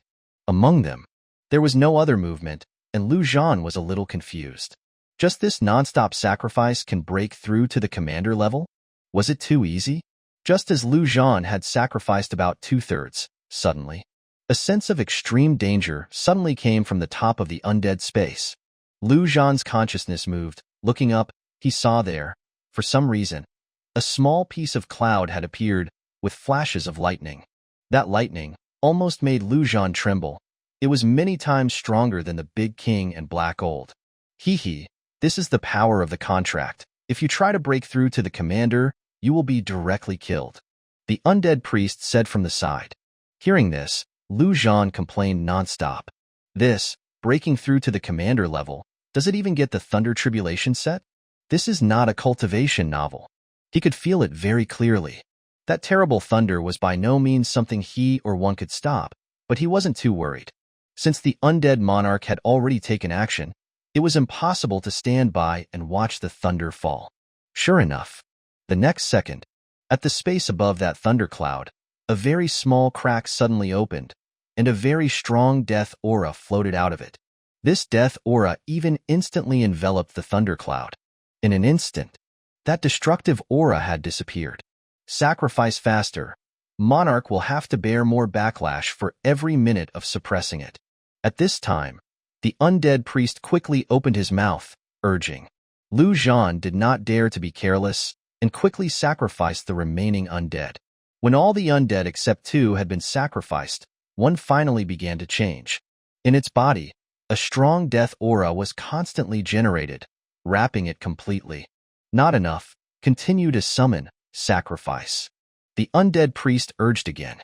Zhan did not hesitate and directly began to cast undead summoning. Hero-level undead, ghost face messenger, sacrifice. The second time, hero-level undead, evil archer, sacrifice. The third time, it was again, hero-level undead, double-headed demon hound, sacrifice. The fourth one, the fifth one, the sixth one, all of them were hero-level undead. You had to know that before this, Zhan would summon about 100 of them before 1 or 2 hero levels would appear. Very obviously, all this was the work of the undead monarch. Since it had been decided to intervene, this death god simply intervened comprehensively, from the success rate of the sacrifice, the quality of the undead summoned, to the backlash of the covenant of the gods. All of them bore it. At this moment, Zhan couldn't help but be a little touched. What a good boss in the world. And when summoning to sacrifice to the 20th, a sudden change occurred. He saw one suddenly let out a low roar. A terrifying death aura spread out. It was about to start evolving. Above, the thundercloud seemed to struggle even more violently, but it was still unable to break through the black mist of the undead monarch. Zhan frowned. The last time one evolved to the hero level, it took a full 24 hours. This time, would that not take even longer? Could they continue to be locked like this? He didn't care. Did that undead monarch have the leisure to spend 24 hours here? Very obviously. No. He saw in that crack above the thundercloud, a drop of black liquid dripped down from it and landed right on one's body. The next second, the rich death aura surrounding one suddenly contracted, all of it entering one's body. 5 seconds later, a figure appeared in front of Zhan. Ding! Congratulations on the successful evolution of your undead. In the air, the black mist enveloping the thundercloud disappeared, and the crack instantly closed, as if it had never appeared. Chapter 134, The Curious Baby. Undead Goblin. Traits: Commander Class Undead. Strength: 1880. Constitution: 1689. Agility: 2222. Talent: the more he fights, the stronger he gets. Strength, Constitution, and Agility increase continuously during battle. Warning: the talent comes with negative side effects. The longer the battle, the more severe the effects. Those with low mental fortitude should proceed with caution. Skills: Death Fear LV3, Passive Skill. The aura of death emanating from the user inspires fear in enemies, decreasing their attributes by 30%. Berserk: all attributes double. However, reason is lost, and the user attacks friend and foe alike. Lasts 1 minute. After the skill ends, the user enters a weakened state, with all attributes decreased by 70% for 5 minutes. Skill cooldown: 30 minutes. Death Sigh: emits a sigh of death, causing enemies to enter a state of fear. Aura concealment. Conceals the user's aura. Concealment will fail when fighting at full power. Undead commander. All attributes of undead under the user's command increase by 10%. Death axe strike. Condenses a large amount of death energy into the shape of an axe, unleashing a devastating blow with 1000% attack power. Cooldown, 1 hour. A freak. Those were the only words that surfaced in Zhan's mind. Terrifying stats. A bug-level talent. God-tier skills. The sum of its parts was nothing short of a freak. The old skills were already incredible, each and every one. But the 3 new skills were even more impressive. First, there was Undead Commander. Clearly, any undead summoned or reborn by Zhan would be under number 1's command, enjoying a 10% attribute boost. And Death Axe Strike was tailor-made for number 1. The evolution was incredibly intelligent. Number 1 had always used axe-type weapons, and now it had evolved a corresponding attack skill. This was number 1's first offensive skill. A 1000% attack increase. Who could withstand that? The only slightly strange skill was aura concealment. Number 1 wasn't an assassin-type undead. Just then, the undead priest spoke up. This world doesn't allow the existence of commander-class undead. Therefore, His Majesty has bestowed this aura concealment. You must simply avoid having it fight at full power. If, in desperate times, it must fight at full power, then be sure to end the battle within 1 minute. If it exceeds 1 minute, the Covenant of the Gods will detect it. At that point, even His Majesty cannot save you. Full power for no more than 1 minute? Zhan frowned slightly. So, the Covenant detected the aura of a commander, not its strength. Otherwise, number 1's stats in the previous dungeon had probably already exceeded its current stats, without triggering any tribulations. This did make him a bit unhappy, but there was nothing he could do. He nodded.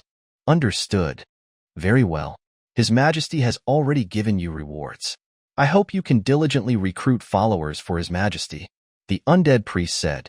Of course, Zhan quickly replied. With number 1's current stats, there probably wouldn't be many situations where it would need to fight at full power. The undead priest nodded and disappeared on the spot, returning to the altar. Although the mass could only be performed once a day, it could still slowly release faith energy on the altar at other times, brainwashing people like a frog in slowly boiling water. Little bro, you're the only undead I have now. Zhan patted number 1's shoulder. Now, number 1 was nearly 6 feet 3 inches tall. The original black armor had also changed in size accordingly, looking extremely imposing. But because of aura concealment, there was no feeling of an aura at all when near it, like a robot that wouldn't move. However, the next second, a voice suddenly sounded in Zhan's mind. Master. Holy crap. Zhan was startled, instantly looking at number 1. Needless to say, the voice came from number 1. Soft, weak, and gentle. He hadn't expected number 1 to have such a sweet, almost forced voice. Note, Jiazug here refers to a type of intentionally high-pitched, cutesy voice, often used online. But he had to admit, it was strangely comfortable. Number 1, are you male or female? Master. What is male? What is female? Sure enough, the soft voice echoed in Zhan's mind again. The voice had been hesitant at first, but it was becoming more and more fluent. So, neither male nor female. Zhan nodded. Undead didn't really have a gender anyway. Master, what is this? Just then, number 1's voice rang out again. He was pointing at the table, asking, A table. Master, what is this? A chair. Master, what is this? A bed. Master, what is this? A broom. Master. Shut up. Zhan's mind finally went silent. This number 1 had probably just gained consciousness and was filled with curiosity about everything in the world. A real curious baby. It was hard to imagine this guy was a commander-class undead. In an instant, Zhan's good mood was ruined by this curious baby. He shouted outside, Teacher Lu, find some beauties. Master, what are beauties? Damn it, go back to the undead space. The next morning, when Zhan walked out of his room, a fragrant aroma wafted over, drifting from the restaurant not far away. Yang Ding had already prepared a table full of breakfast. worthy of being a top chef. Even the breakfast was so perfect. Lu, brother Lu, you're up? Come and eat breakfast. Yang Ding spoke awkwardly. He was over 60 years old, and calling a young man brother felt strange. But there was nothing he could do. Even his son had already acknowledged Lu Zhan as his brother, so he, as the father, could only settle for being a private chef. Let your son come in and eat together, Lu Zhan said directly, sitting down at the table and taking a bite. Ding, constitution increased by 5. Living this life, even eating breakfast could increase attributes. How awesome was that? Thank you, brother Lu, Yang Ding quickly said. Soon, Yang Zhan came in. He had thought it through. What kind of person Lu Zhan was needed time to observe, not to be believed based on those online stories. So, for now, he had to admit defeat and save his life. If the people of Sea Heaven City are willing, they can come to my undead kingdom, Lu Zhan said as he ate. It's much safer here than in Sea Heaven City. Now that the city was expanding, the first thing to do was to attract more people to settle down. 5,000 square kilometers could easily support tens of millions of people. Tens of millions of people. If each person provided a bit of attribute, wouldn't that be 10 million attributes? That was impossible. Lu Zhan estimated that even the undead monarch probably didn't have that many attributes. There must be an upper limit to this follower system. But either way, the more people, the better. Thank you, brother Lu, Yang Zhan said. He had been thinking the same thing, but didn't know how to bring it up. Now, it was exactly what he wanted. After finishing breakfast, when Lu Zhan walked out of the city lord's mansion, several buildings had already been built on the empty land. Completing several buildings in just one night was a fantasy before the apocalypse. The people who could build houses around the city lord's mansion were naturally strong people like who Lu were. Now that the city was expanding and there was plenty of land, each person got a villa. These guys had spent a lot of money to gather all the architects in the city and finish their homes in one night. At cosmic speed. Chapter 135. Yin Jing. Looking at the vast land, Lu Zhan felt quite emotional. He had never imagined that he would walk this path. But since he was already standing here, there was nothing to regret. All he had to do was move forward. And now, the most urgent task was to expand the population. Going to catch people one by one was unrealistic. The best way was to attract people to come voluntarily. So, the first thing to do was to reverse the image of Lu Zhan, the human emperor. Otherwise, no matter how good a place was, no one would dare to come if it was ruled by a murdering devil. Just then, Lu Yong came out of the city lord's mansion. Brother Lu, good morning. Lu Zhan nodded and said, Teacher Lu, it's time to wage a war of public opinion. Lu Yong trembled, looking at Lu Zhan excitedly. The time has come? In Lu Yong's mind, Lu Zhan had always been the image of a savior in the apocalypse. He felt terrible when he saw those people slandering Lu Zhan on the forum, and he had long wanted to become a keyboard warrior and fight those people for 300 rounds. But each time, Lu Zhan told him to relax and wait. The time had not yet come. And now, had the time finally come? Lu Yong had already thought of 800 arguments in his mind, just waiting to go to the forum and show off his skills. And he would not only go himself, but also mobilize everyone in the undead kingdom to join. If we're going to fight, we have to fight beautifully. Teacher Lu, you can discuss it with Hu Bai and make a good plan. Lu Zhan said. Hu Luer was very clever and definitely good at this kind of thing. Okay, brother Lu, I'll go now, Lu Yong quickly said. My good brother Great King, let's go out and play. Lu Zhan flew into the sky and shouted. Last time he went out riding a dog, this time he should ride a tiger. And since the purpose of this trip was special, he had to project an overbearing image. It was hard to say who was stronger, Old Black or Great King, but in terms of appearance, the tiger was undoubtedly more imposing. Roar. Okay, I'm coming. In an instant, a bolt of lightning shot straight into the sky. Great King had been holding a grudge about Lu Zhan not taking it out last time. Why ride a dog and not it? No, why not bring it? This time, it was finally its turn, showing that it still had a place in Lu Zhan's heart. It was all about comparison. Great King now not only had to compete with Old Black in strength, but also in this aspect. Lu Zhan landed on Great King's back, smiling. Let's go. I'll take you to meet some big shots. To wage a war of public opinion, relying solely on the keyboard wasn't enough. The best way was to find a respected person to clear his name. And in this world today, the most respected person among humans was undoubtedly that one. Yinjing City. Before the apocalypse, it had been the capital of the country, the most prosperous place. When the apocalypse broke out, it also suffered the most tragic attacks. But at a critical moment, a person stood up, and it was an old man. This old man could unleash terrifyingly powerful magic with a wave of his hand, killing monsters without question. He also offered help everywhere, not only saving humans, but also helping them survive in the apocalypse. He taught them to fight, and taught them all kinds of rules in the apocalypse. Under the leadership of this old man, Yinjing City quickly restored its initial order and began to accept refugees from other places. To this day, although it wasn't as prosperous as Sea Heaven City, it was definitely more united and solid. And this old man was the hidden class, forbidden curse mage, Huang Shengren. Now, on the forum, if Lu Zhan was the unforgivable killing demon, then Huang Shengren was the sage of the world. Countless people on the forum had been helped by him. At this moment, in the square of Yinjing City, two people were fighting on a stage, surrounded by a crowd of onlookers. This was a selection competition held by Yinjing City. Resources were limited in the apocalypse, so they naturally had to cultivate more talented professionals. Therefore, the Lord of Yinjing, Huang Shengren, specially held this kind of life-saving arena competition. The winners could naturally get some cultivation.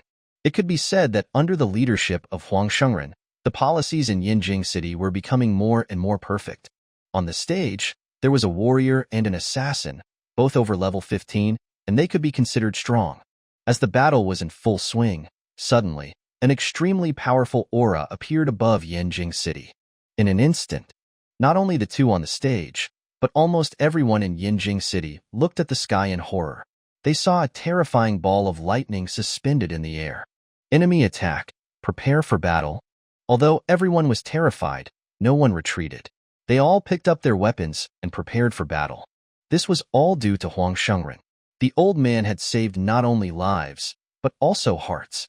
Dare to come to my Yinjing to die. On the city wall, the strong man guarding the city shouted, and at the same time drew his bow, shooting an arrow. As the guarding general personally selected by Huang Shengren, his strength was extraordinary. He was a hidden class, giant strength archer. His attack power was several times higher than that of ordinary archers. This arrow was like a rocket, hitting the lightning ball in an instant with a whistling sound. But nothing happened. The arrow was directly melted by the lightning and disappeared. In the sky, inside the lightning ball, Lu Zhan stood directly on the tiger's back, looking down at the city below. He had gone to see Heaven City in disguise, going with a low profile. But coming here, there was no need to be low-key. After all, he was here to show off. Although there were only number 1 and number 2 in his undead space. So what? The increase from the followers alone was enough to make his attributes extremely terrifying, not to mention the great weapon, number 1. What was there to be afraid of? Roar, roar, roar. That thing dared to shoot me. I'm going to shoot him to death too. Great King roared unhappily. Although it didn't hurt, anyone who dared to attack it had to pay a price. After speaking, a bolt of lightning was already heading towards the giant strength archer. At the crucial moment, suddenly, a distortion appeared in the air, and the lightning was directly absorbed by the void and disappeared into the air. Immediately afterwards, a voice suddenly sounded, resounding through the sky. Guanxian, a distinguished guest has arrived. How can you be so rude? Guanxian was the name of the giant strength archer. As soon as these words came out, everyone in Yinjing City felt relieved. The next moment, a figure flew directly into the sky. Lu Zhan took a closer look, and the figure was an old man in white, with white hair and beard, holding a golden staff in his hand, looking like Gandalf. Behind the old man, there was a pair of wings. This was the first time Lu Zhan had seen someone with wings other than himself. Who could this old man be? It was Huang Shengren. Chapter 136. The Story of Huang Shengren. Lu Zhan hadn't met Huang Shengren, but his image was all over the forum. Seeing him in person, he couldn't help but feel a sense of respect. That's right, respect. A respect that arose involuntarily when seeing a great person. This wasn't to say that Huang Shengren was strong, but because of the temperament he exuded. The temperament of a saint. Just like Lu Zhan killed too many people and would unconsciously give off a sharp murderous aura. And this Huang Shengren, was it possible that he had saved too many people? Being able to affect Lu Zhan showed how strong the other party's temperament was. For a moment, Lu Zhan even felt a little restrained. The domineering aura he had originally planned to display unconsciously converged a bit. Even the great king under his seat didn't dare to be too arrogant, reducing some of its lightning. In this strange atmosphere, Huang Shengren slowly spoke. "You've come." Lu Zhan was stunned, asking strangely, "You knew I was coming? You were waiting for me?" He had to say, this old man was really a bit weird. Huang Shengren actually nodded, and at the same time stretched out his hand, making an inviting gesture. "I've been waiting for you. It's windy up here. Come down with me and sit for a while." "Okay, let's go down then." Lu Zhan agreed readily. No matter how weird this old man was, there was nothing to be afraid of. He didn't think that the old man could beat him in terms of strength. So, under the watchful eyes of the people of Yinjing City, Huang Shengren and the lightning ball slowly descended, landing next to Huang Shengren's residence. When he got to the door, Huang Shengren didn't go straight in, but said, "Could you please ask your tiger friend to wait outside for a moment?" Roar, roar, roar. "What do you mean, old man? Do you want to hurt my brother Lu?" Great King was naturally very dissatisfied, roaring directly. "Haha, I'd have to have the ability to hurt him. In this first stage, I'm afraid no one can hurt little brother Lu," Huang Shengren said with a smile. However, these words shocked Lu Zhan. The first stage. Even he had only learned from the undead priest that it was the first stage. How did this old man know? Lu Zhan had a feeling that this old man knew more than he imagined. "Good brother Great King, you wait outside. Don't worry, this old man can't beat me." Lu Zhan patted the tiger's head and jumped off its back. Roar, roar, roar. "Okay, brother Lu, be careful." Great King could only hum. Huang Shengren then opened the door and walked in, and Lu Zhan naturally followed closely behind. Then, the door closed. Great King approached the door and listened, but couldn't hear any sound. Inside the house, Lu Zhan looked around, becoming more and more curious. As the lord of this city, Huang Shengren's residence was extremely simple. A small bungalow, no servants, no high-end luxury decoration. Like the place where a lonely old man lived before the apocalypse. There's nothing to entertain you with, just sit wherever you want. Huang Shengren sat directly on a chair, without any intention of pouring tea to entertain him. Lu Zhan naturally didn't mind, sat down, and asked directly, "How did you know I was coming?" He hadn't even told Lu Yong about this. How could this old man possibly tell fortunes? "Little brother Lu, don't worry. Let me tell you a story first. Listen slowly. How about it?" Huang Shengren didn't answer directly, but said, "Okay, I'll see what kind of flowers you can tell." Lu Zhan sneered. He hated this kind of mysterious person the most. If he didn't say anything, he would pull the old man's beard off. A long, long time ago, the moment Huang Shengren spoke, Lu Zhan had the urge to beat him to death. Fortunately, his first sentence afterwards attracted Lu Zhan's attention. There was an old man. His strength was very, very strong. So strong that he could destroy you with a wave of his hand. This old man has stood at the top of the human race, but this world doesn't only have the human race. There are also the dragon race, the phoenix race, the giant race, and even the celestial god race and all kinds of demon races. The scariest thing is that these powerful races are all calculating the human race. Do you know why? Huang Shengren looked at Lu Zhan, but without waiting for him to answer, he said directly. "You don't know." The old man doesn't know either. He doesn't know what those races are plotting, but he knows that it must be related to the human race. Because the human race is the spirit of all things, the source of the universe. At that time, the human race seemed to have gained a foothold in this world, not afraid of those powerful races. But the old man knew that that was just an illusion. He knew that if those races made a full effort, they could wipe out the human race in an instant. The old man was so worried. He was worried about the future of the human race. As a human, how could he not worry? Saying this, Huang Shengren paused, his eyes filled with powerlessness and worry. Lu Zhan didn't speak. Although he didn't say it clearly, he could hear it. This old man was Huang Shengren himself. But he couldn't understand this story. What does it mean to have stood at the top of the human race? The one standing at the top of the human race was clearly him, Lu Zhan. If you don't agree, let's fight? Of course, he just said these words in his heart. He was still very curious about how this old man could make it up. Huang Shengren was sad for a while before continuing. This old man is a magician. He knows many, many spells, and they are all very powerful. But among these spells, there is one that is very special. The old man also obtained this spell by chance. He believes that it is a lifeline given to mankind by God. This spell is called Future. That's right, Future. Casting this spell can see the future. The old man couldn't wait to cast this spell. The first time, he saw the end.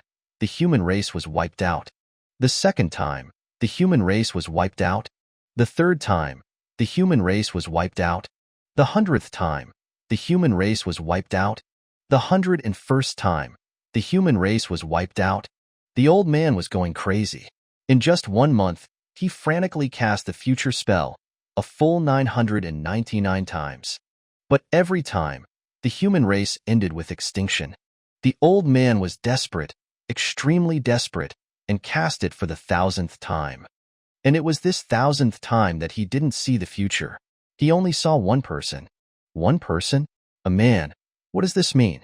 The old man was puzzled. Huang Shengren looked at Lu Zhan with burning eyes. What do you say? What does that mean? How do I know? Lu Zhan was startled. Was this old man lusting after his body? After that, the old man cast the future spell a few more times, vaguely unable to see clearly, but he finally figured out some things. That is, the future of the human race is on that one man. So, the old man used all his energy to find that man. Finally, he found him, but only found a corpse. That man was already dead? What should the old man do? The hope that had finally been ignited was shattered in an instant.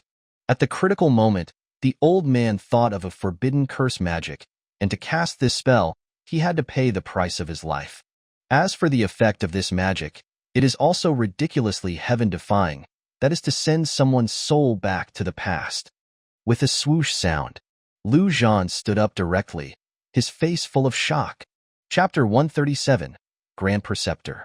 Sending a soul back to the past. Wasn't that just talking about time travel? His rebirth. Clearly, the old man in Huang Shengren's story was himself, and the man he mentioned was Lu Zhan. Lu Zhan stared at the old man, his eyes narrowing. I don't understand what you're talking about. Rebirth was his biggest secret, one he had never told anyone. Sit down, young man. Why so tense? Huang Shengren smiled and waved his hand, saying, This old man is just telling a story. Whether you believe it or not is up to you. Lu Zhan was silent for a moment before sitting down. According to Huang Shengren, the previous Huang Shengren had sacrificed his life, casting that forbidden magic spell to send his soul back to the moment before the apocalypse. In that case, this old man was his savior.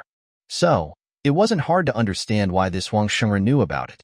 If the old man could send someone back, sending some information to his current self wasn't impossible. As for that future magic, Lu Zhan just sneered inwardly. He had seen over 1,000 futures and only saw one man? The hope of all mankind? Bullshit. Did he think he was Dr. Strange? Little brother Lu, what do you think of this story? Huang Shengren looked at Lu Zhan. You said it was a story, so I'll treat it like a story, Lu Zhan replied directly. That's right, just a story. Huang Shengren nodded. Then do you think the future of humanity will be on that man in the story? Haha, what kind of question is that? How would I know? Then do you think that man would sacrifice his life for the future of the human race? No. The future of humanity has nothing to do with him.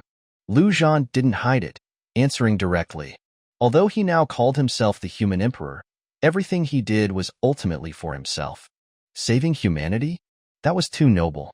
It didn't fit a small, dark person like him. Huang Shengren stroked his long beard, musing, regarding that man. I actually saw many things.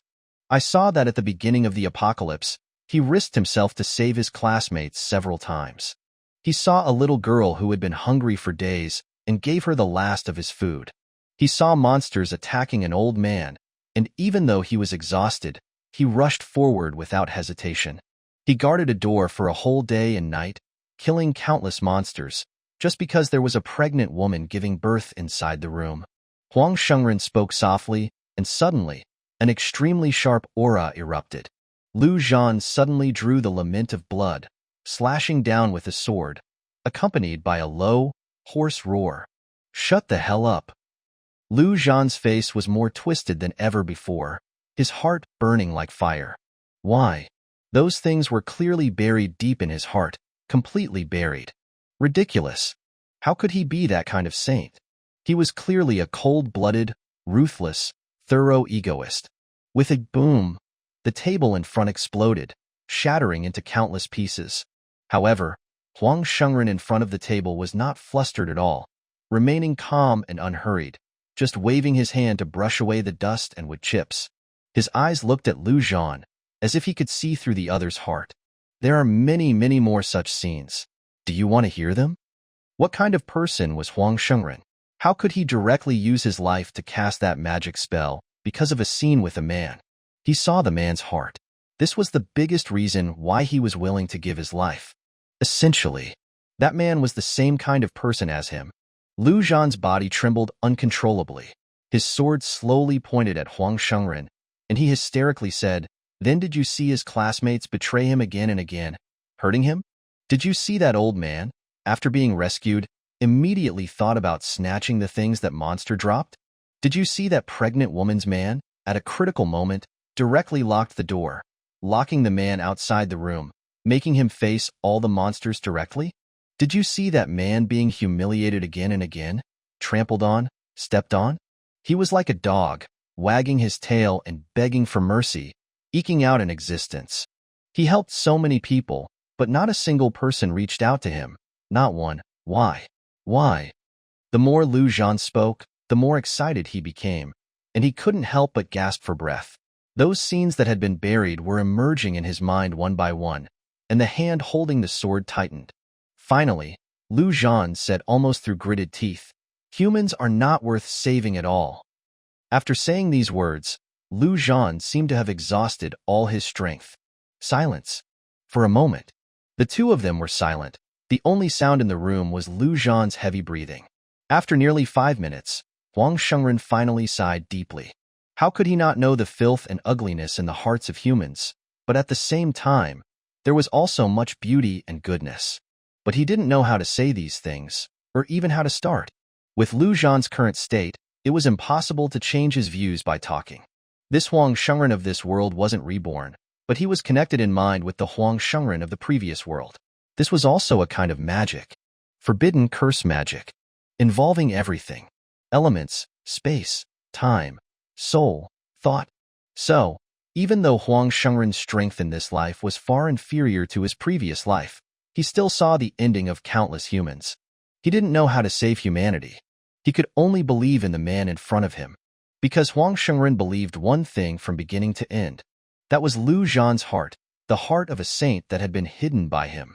Huang Shengren thought, since he couldn't persuade him, then he wouldn't persuade him. But at this time, Lu Zhan suddenly sneered and said, "Do you know what those people call me? A murdering demon, unpardonable, a traitor to humanity. Do you think someone like me will be the hope of the future for humanity?" Huang Shengren said directly, "What others say about you is none of my business. As for whether you are or not, let time give me the answer." After speaking, a smile appeared on Huang Shengren's face again, saying, "Little brother Lu, I know you're in a hurry, but don't be anxious. You came here today, you shouldn't have just come to listen to me tell stories, right?" Lu Zhan closed his eyes, finally calming his heart and returning to his original state, saying, "I have established an undead kingdom, and I want to invite you to be my grand preceptor. What do you think?" This was his original plan. Huang Shengren being his grand preceptor, what better, more convincing way to clear his name was there? Just like Yang Ding, he would directly use force to coerce and kidnap the other party. But at this moment, he couldn't help but feel a little less aggressive. Huang Shengren actually nodded without thinking, saying, "Okay, being a grand preceptor sounds pretty good." Chapter 138. The Price of Faith. Lu Zhan was stunned. So straightforward? This made him a little at a loss. Huang Shengren was calm. Of course, he wasn't omniscient or omnipotent. He only guessed that Lu Zhan would definitely come to him, but he couldn't guess when he would come or what he would come for. But since he had already determined that Lu Zhan was the hope of humanity, Huang Shengren simply went all the way to the end. If the other party wanted him to be the Grand Preceptor, then so be it. Looking at Lu Zhan, who was a little dazed, Huang Shengren suddenly said, "Do you know what a believer is?" Lu Zhan came back to his senses. This old man was being mystical. It was natural that he knew about believers, and he directly replied, "Believers are naturally people who believe in gods. I want you to be the Grand Preceptor of my undead kingdom. I want you to help me recruit more undead believers. You shouldn't object to this, right?" Since the matter had been said out loud, there was nothing to hide.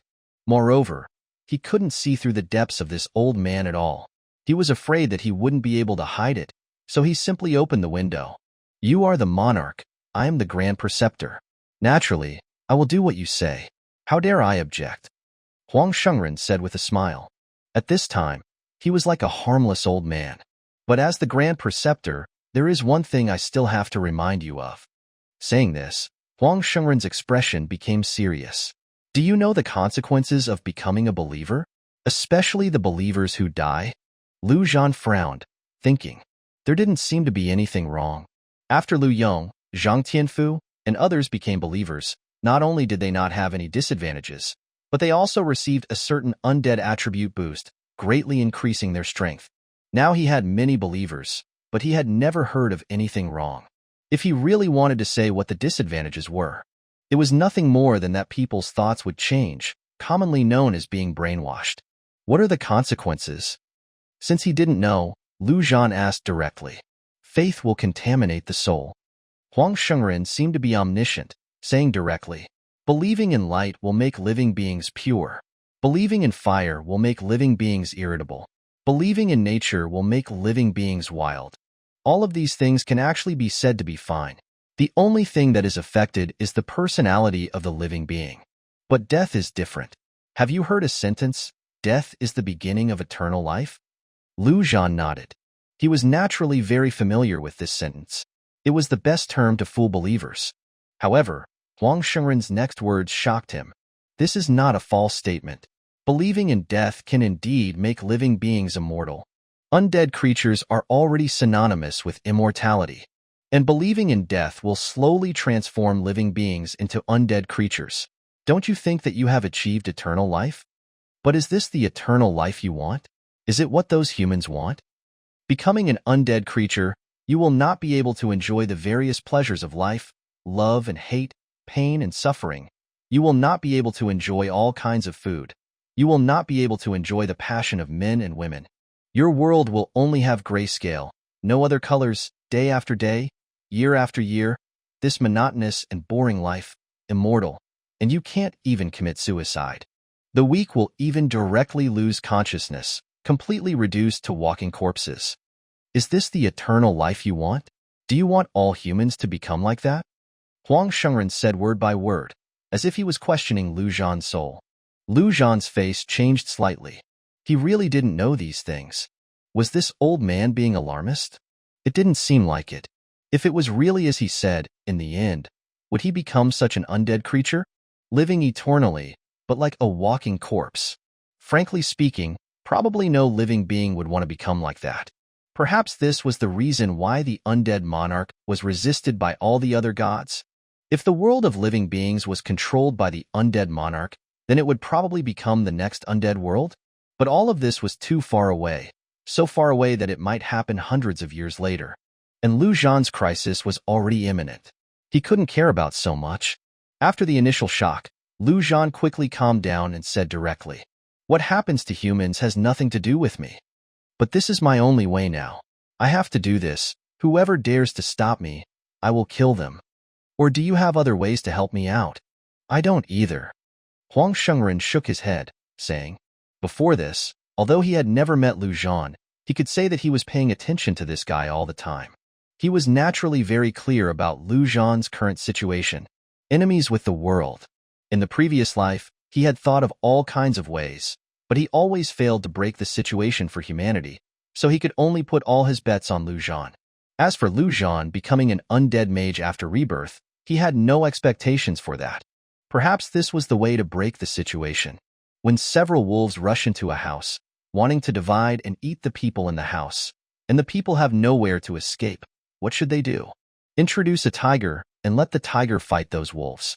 Although this tiger is also harboring ill intentions, but at least it will give the originally certain death ending a glimmer of hope. Perhaps this was the line of hope for the future of the human race.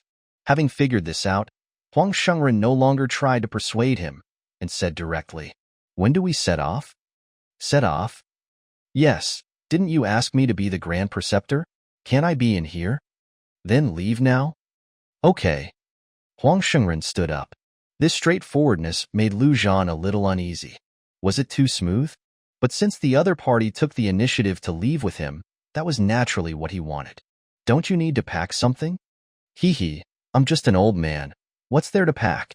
You'll help me arrange the food, clothing, and accommodation, right?" Huang Shengren said with a smile. "That's natural." Lu Zhan nodded and said, "What about the people in this city? Can't we just let them go?" "Don't you have a lot of places? I'll go and scout the way first and take up a place. When the day comes, I'll pull all the people over. You wouldn't mind, would you?" Huang Shengren said indifferently. This old man. Lu Zhan was a little speechless. How did he feel like he was being schemed against? "Okay, let's go then." Walking out the door, Great King, who was lying on the ground, stood up in an instant, roaring with majesty. "Roar, roar, roar. Why did it take so long, Brother Lu? That old man didn't do anything to you, did he?" "It's okay, good brother Great King. Thank you for guarding the door," Lu Zhan said, jumping onto the tiger's back, looking at Huang Shengren, saying, "How are you going to go? The tiger's back doesn't want anyone else to sit on it." It's okay. I don't ride tigers." Huang Shengren waved his hand, saying. The next moment, an extremely clear sound rang out from the sky, and then a snow-white creature flapped its wings and slowly flew over. It was a crane. Chapter 139, A Grand Gift. "This thing of yours, can it carry outsiders?" Lu Zhan looked at Great King, then at the crane beside him, and asked after a moment of deliberation. While Great King was probably strong enough to roast the crane instantly, in terms of sheer appearance, Great King was imposing, sure, but at the end of the day, it was still just a tiger, unremarkable before the apocalypse. This crane was different. It was ethereal and otherworldly, aloof and proud. Riding this thing would make a person feel like a celestial being. "Roar, roar, roar, Lu Zhan, good brother, what do you mean by that?" Huang Shengren didn't answer, but Great King roared in dissatisfaction. After roaring, it glared at the crane, baring its teeth, wishing it could eat it on the spot. "Haha, this is the Southern Forest Divine Crane, a hero-level monster. Although it's not very strong, it's extremely arrogant, even more arrogant than the dragon race. Even if you were strong, you can't ride it. It would commit suicide on the spot." As Huang Shengren spoke, he floated directly into the air, landing steadily on the crane's back. Lu Zhan had no choice but to sit on Great King's back. "How did you ride it then? Are you also a beast tamer?" "A forbidden curse mage. Learning a little beast taming magic isn't that strange, is it?" Huang Shengren said with a smile. Lu Zhan was speechless. Just as he was about to have Great King transform into a lightning ball and take off, he suddenly heard Huang Shengren say, "Wait." The old man raised his staff.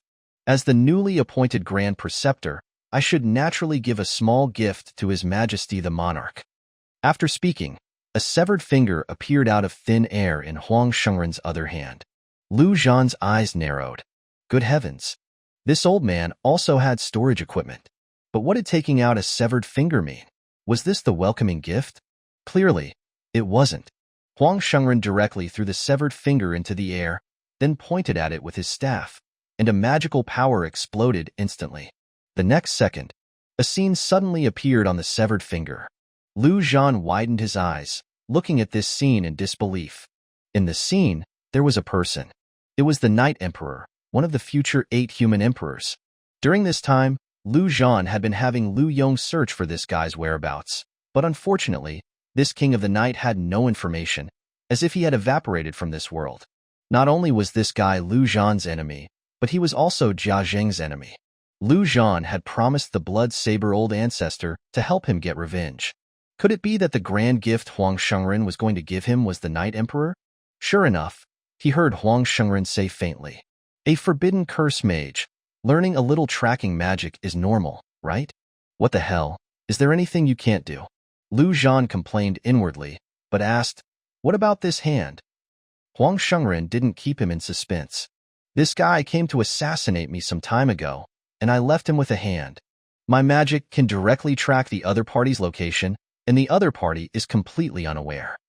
Are you satisfied with this greeting gift, Emperor Lu?" Before this, although he had never contacted Lu Zhan, he could say that he was paying attention to the other party all the time.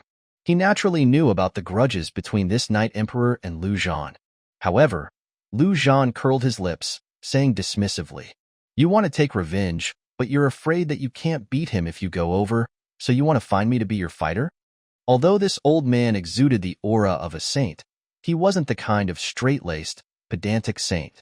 Lu Zhan could sense that this old man must have killed people, and many of them. So, being assassinated and thinking about revenge was only natural. The smile on Huang Shengren's face froze, and then he said with a chuckle, "Oh my, why do you have to say it out loud? Everyone knows what's going on in their hearts. Saying it makes it so awkward. Holy crap, you old shady guy is showing your true colors." Lu Zhan widened his eyes, not expecting that this old man was hiding so deeply. "Stop talking nonsense. Just tell me if you want this grand gift or not." Huang Shengren glared, saying with some exasperation, "Haha, of course I want it," Lu Zhan said, laughing loudly. This old man had always looked like an otherworldly immortal. It was rare to see him lose his composure. The next second, the crane flew straight into the sky, its speed faster than Lu Zhan had expected. "Let's go, good brother great king. Hurry and keep up." On a wasteland, an iron-claw warhawk swooped down. On the ground, a bristleback wild boar had just detected danger and was about to run, but it had already been firmly grasped by the talons. Then, the warhawk's beak directly pierced the head of the wild boar like an iron sword, killing it on the spot. The warhawk grabbed the corpse of the wild boar with its iron claws, took off again, preparing to fly home and enjoy the delicious meal. Although everyone was a monster, there was nothing he could do. It was hard to catch humans now.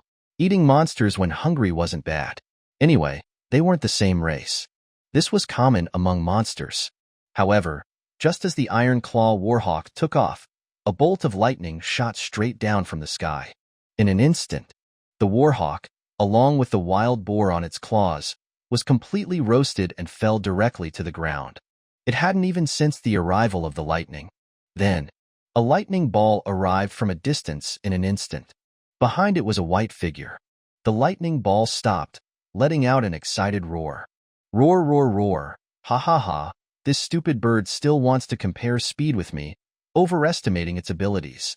After roaring, Great King looked smugly at the crane beside him, but the white beast held its proud head high, completely ignoring it. Strange, the destination of the pointer is here. On the crane's back, Huang Shengren looked at the wasteland below, frowning. His magic couldn't be wrong. The Night Emperor must be here, but it didn't look like there was a place to hide people. On Great King's back, Lu Zhan glanced around and said faintly, "If it's not on the ground, then it's underground." No wonder he couldn't find this guy. Hiding underground, and under this kind of place, who the hell could find him? Huang Shengren nodded, saying, "That makes sense. Then where's the entrance?" "Why look for an entrance? We're not here as guests." Lu Zhan smiled, taking out a usable staff from his storage ring. "Forbidden curse mage. How about comparing the power of our magic?" Huang Shengren understood the other party's meaning instantly, and also took out a staff, smiling and saying, "Haha, interesting, let's compare it then." He saw a fiery aura rising from his staff. The next second, a terrifying fire attribute rock appeared out of thin air. With that terrifying energy, the air seemed to be burning. Fire forbidden curse, fiery meteor. That's kind of interesting. Lu Zhan raised his eyebrows slightly. This damage was indeed strong enough. If it hit him, it would probably burn off a lot of hair. Then, he also waved his staff, casting a fire attribute magic at the ground. Fire blast. Chapter 140. The Despair of the Night Emperor. Boom. Boom. Two loud sounds echoed through the sky and earth. On the ground, it was as if a nuclear bomb had been detonated, and it began to split apart. The terrifying energy spread out in all directions. Where it went, monsters turned to ashes, and not a blade of grass grew. Worthy of being forbidden curse magic, Zhan said in admiration. His intelligence attribute should be much stronger than Huang Shengren's, but in terms of the power of this magic, Huang Shengren's was still more destructive. By the way, do you want to believe in death and gain eternal life? Zhan looked at the old man, his eyes full of enthusiasm. If the other party became a believer, then he could also use forbidden curse magic. If that was combined with his intelligence, how terrifying would the damage be? Huang Shengren smiled, saying, "Faith is not something I can think about if I want to. It depends on the heart. You should know that my heart can no longer believe in death. I can't lie to myself." "That's true," Zhan said regretfully. This thing really couldn't be forced. However, just at this moment, a black light flashed suddenly from below the ground, rushing straight out. The next second, the surrounding world was plunged into darkness, terrifyingly mysterious. He really was hiding underground? Zhan naturally had no fear, looking down at the ground. Underneath the cracked ground, there were buildings and a large palace. Good heavens! This Night Emperor had directly built an underground kingdom. Clearly, this daylight turning directly into darkness should be some skill of the Night Emperor. Just as Huang Shengren was about to speak, several dangerous auras had already erupted around them. At a critical moment, Huang Shengren waved his staff, and a halo appeared around him instantly. Ding ding ding ding.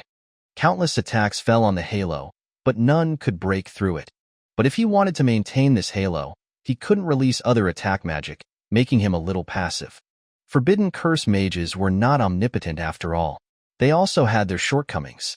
Otherwise, Huang Shengren would have come to the door himself long ago. As for Zhan's side, although he didn't have a shield, did it matter? This little attack wasn't even enough to scratch him. With a sneer, Zhan directly took out the lament of blood. Seizing the opportunity, he swung the sword. Poochie! Several sounds rang out, and blood splattered everywhere. Then, several figures appeared, and their heads had already fallen from their necks. That's right.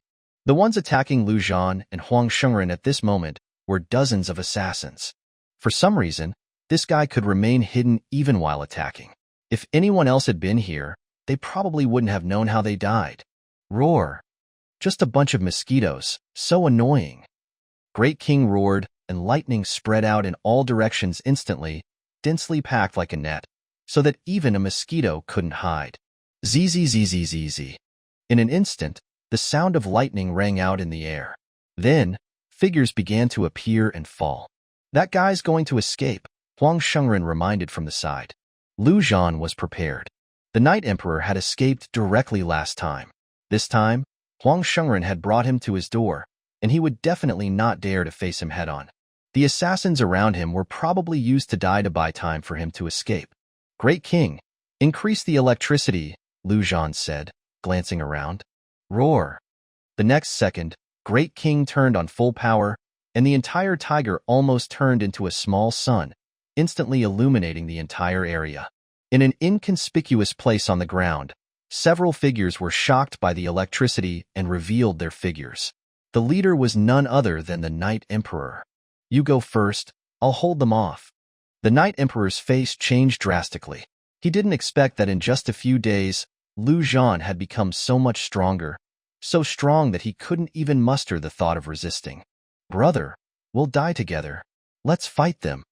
Night Sheep looked tragic. The few of them had lived and died together. How could they leave their brother and run first? However, his words had just finished when a figure had already appeared silently behind him. Then, a dagger pierced his heart. Night Sheep died directly without even changing the expression on his face. The one who struck was the death assassin number 2. Sheep! The Night Emperor felt as if he was bleeding, but looking at the remaining 2 brothers, he could only shout loudly, "Run!" After speaking, he rushed towards number 2 directly. However, before the other 2 could move, an axe had fallen from the sky. With 2 papas sounds, like cutting a watermelon, the bodies of the 2 directly exploded, leaving no intact corpses behind. Seeing this scene, The Night Emperor calmed down instead. He couldn't die. He had to escape. Living was the only way to get revenge. Thinking this, the Night Emperor directly used demonized mist kill, turning his whole body into a black mist, rushing away in the distance. His skill is kind of interesting. My forbidden curse is ineffective against it. In the sky, Huang Shengren had a look of surprise in his eyes, saying, "Himph, immune to attacks, huh? I don't believe there's no limit." Lu Zhan sneered, issuing an order directly in his heart. Number 1, Death Axe Strike. Number 1 soared into the sky, raising his battle axe. In an instant, the terrifying aura of death gathered into the battle axe. The next second, with a boom sound, the battle axe slashed straight down, heavily slashing into the black mist. Ah! A scream erupted from the black mist, and a figure fell out, spitting out a mouthful of blood. The Night Emperor's face was pale, and his face was full of disbelief. How was this possible? His demonized mist kill was clearly invincible. How could it be attacked? Even Huang Shengren had a look of shock. What kind of attack was that? If that axe fell on him, the shield would definitely not be able to stop it, and it was likely that it would kill him directly. Terrifying. Lu Zhan had a smile on his face. It was nothing more than this. The Night Emperor wanted to struggle again, but saw that number 2 had already flashed in front of him, and the dagger came out repeatedly, cutting off all his tendons. With a plop sound, the Night Emperor fell to the ground, completely crippled. Although such injuries could be recovered, it was definitely not a matter of a moment. He was finished. "Your 2 undead are unusual," Huang Shengren said with emotion after seeing this scene. Although he had been paying attention to Lu Zhan, he had never explored the other party's true strength. Bringing him here to kill this Night Emperor also had the intention of testing his strength. It seemed like Lu Zhan was much stronger than he had imagined, and this was definitely not the other party's full strength. This also made him feel reassured. After all, he was the future hope of the human race, so the stronger his strength, the better. Lu Zhan rode Great King to the ground, looking at the motionless Night Emperor. The dignified future human emperor was now just a small fry in his eyes, not worth mentioning. "Carry him. Don't let him die. Let's go home." Great King picked up the Night Emperor, turned into a lightning ball again, and flew into the sky. Chapter 141, Defense Towers. Necropolis. Although Lu Zhan had only been gone for a day, the entire city had undergone a dramatic transformation, expanding significantly. In front of the city lord's mansion, Lu Yong sat directly on the steps, holding his phone, a mixture of anger and helplessness etched on his face. Beside him, Zhang Tianfu was already erupting in curses. "These damn idiots are completely brain-dead, total morons, a steaming pile of crap. It's infuriating." They had been fighting the PR battle for a whole day, but the online sentiment hadn't shifted an inch. In reality, most people had no real grievance against Lu Zhan. Their crusade against him wasn't for humanity or justice. These people were simply bored, joining the bandwagon, which was a common occurrence even before the apocalypse. Just then, a surge of energy rippled from the north side of the city. Lu Yong immediately stood up, his voice hardening. "Enemy attack."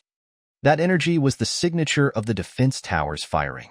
Since Lu Zhan's departure that day, Lu Yong had constructed a full 10 defense towers around the city perimeter. He had even personally tested them after completion, and their damage output was ridiculously high. One shot could instantly kill a hero-rank monster. Heh, what's there to be afraid of? No matter what kind of enemy comes, one shot will take care of it, Zhang Tianfu said with a grin.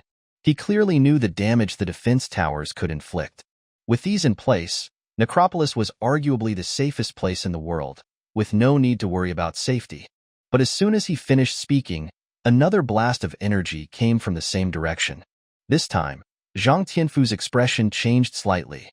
The enemy had actually survived a direct hit from a defense tower. "Let's go see." Lu Yong immediately pulled a small model out of his pocket and tossed it on the ground. With a poof, the small model instantly enlarged, and in less than 3 seconds, an incredibly cool motorcycle stood before them. This was another little perk that came with building the city. With the city's expanded size, transportation was necessary. Lu Yong had created some public transportation options and then made himself a private one. A bit of a perk of the job, but no one really cared about such a minor thing. Get on. Lu Yong climbed onto the bike, gripping the handlebars. Without a word, Zhang Tianfu hopped on behind him. Damn, why are you holding on so tight? Couldn't you get a sports car? If I don't hold on tight to a motorcycle, I'm going to fall off, aren't I? Then can you not press against me like that? Who's pressing against you? What do you think I'm pressing you with? While the two were bickering, another surge of energy emanated from the direction of the city walls. Lu Yong didn't dare waste any more time. He twisted the throttle, and the motorcycle instantly sped off. Anything produced by the system was no ordinary product. This thing could reach speeds of 400 kilometers per hour and remain incredibly stable. In just 7 minutes, the two had reached the city walls. Above them, a defense tower stood tall. Right above the tower, energy was gathering, preparing to launch the next attack. And in the distant sky above, a crane-like monster flapped its wings, hovering in the air. Around it was a protective shield. A deafening boom echoed. The defense tower's powerful blast slammed into the protective shield, only causing the crane to tremble slightly. Lu Yong squinted. Above the crane, a figure could vaguely be seen. Who is this guy? Lu Yong put away the motorcycle, frowning. Brother Lu, you're here? Huluer said quickly. Such a large energy fluctuation was naturally sensed by more than just Lu Yong and Zhang Tianfu. At that moment, a large number of the city's powerhouses were rushing to the location. Now, Necropolis was united as one, and would not allow any foreign enemy to intrude. Good, the first intruder with some weight since Necropolis was established. I'm actually getting excited, Zhang Tianfu said with a chuckle, looking eager to fight. Don't rush, Lu Yong was much calmer. Then, he shouted towards the sky. Friend, this is Necropolis territory. Are you friend or foe? Come down and identify yourself. But as soon as he spoke, a terrifying aura instantly swept down from the distance, engulfing the area above. However, the appearance of this aura didn't frighten Lu Yong and the others. Instead, their faces lit up with excitement. They were extremely familiar with this aura. It could only belong to that big tiger. Brother Lu was back. Sure enough, the next second, a thunderball appeared on the ground, and as the lightning dissipated, it revealed Lu Zhan and Dewang. Brother Lu. Lu Yong and Zhang Tianfu quickly greeted him. Lu Zhan nodded, then looked towards the sky and said, Grand Strategist Huang, how's my city's defense? These words immediately stunned Lu Yong and the others. Clearly, Brother Lu knew the person in the sky, but what did Grand Strategist Huang mean? Haha, not bad, not bad. About 60% of the power of my forbidden spell. In the air, Huang Shengren laughed just as loudly. He had just wanted to test the power of the defense towers. The results of the test genuinely surprised him. A small tower, but it could independently launch such a powerful attack. If hundreds or thousands were built, the implications were unimaginable. Lu Zhan directly increased Huang Shengren's city access permissions, and the energy that had just gathered on the defense tower instantly dissipated. A moment later, the crane slowly descended. When everyone saw the person on the crane, they were stunned and speechless. Huang Shengren had always been open and honest, and very high profile. Images of him were everywhere on the forums. It could be said that anyone who had ever been on the forums had seen Huang Shengren's picture. On the forums, Huang Shengren and Lu Zhan were the ultimate representatives of good and evil. Even Jia Zhang, who was only focused on avenging his daughter, recognized Huang Shengren. They could never have imagined. Brother Lu had actually brought back this super big shot. What the hell was going on? In their minds, Huang Shengren seeing Lu Zhan would have meant shouting, killing, and fighting to the death. But the two were chatting and laughing. Their relationship was completely baffling. Lu Zhan looked at the crowd, not explaining anything explicitly, but instead looked at Jia Zhang in the crowd and asked, Jia Zhang, do you know who this person is? He pointed to Yi Huang into Wang's mouth. Jia Zhang shuddered, instantly understanding Lu Zhan's meaning. He raised his blood-soaked blade and walked in front of Yi Huang, asking, That night, Jia Village, dozens of lives, did you do it? Yi Huang had his eyes closed, not moving. Knowing he would die no matter what, he simply pretended to be dead, hoping to avoid being humiliated. Jia Zhang pressed the blood-soaked blade against Yi Huang's neck, his intent to kill palpable. Speak, Did you do it? Yi Huang remained unresponsive. Then, Huang Shengren raised his staff and pointed it at Yi Huang on the ground. A strange ray of light shot out and entered Yi Huang's body. This is the spell of truth. The affected will be unable to lie and must answer every question. Chapter 142, High-Level Follower. Hearing these words, Jia Jing asked again. Sure enough, Yi Huang finally spoke. Jia Village? Where is Jia Village? The Night God Squad had slaughtered countless villages. He didn't remember any Jia Village. It's the village where you encountered me. You can't have forgotten, Lu Zhan reminded him. Yi Huang revealed a look of sudden realization. That was Jia Village? Then that night, yes, everyone was killed by my brothers. Haha, what? Were there relatives of yours inside? With a boom, Jia Zhang could no longer restrain himself. The blood-soaked blade slashed towards Yi Huang's head.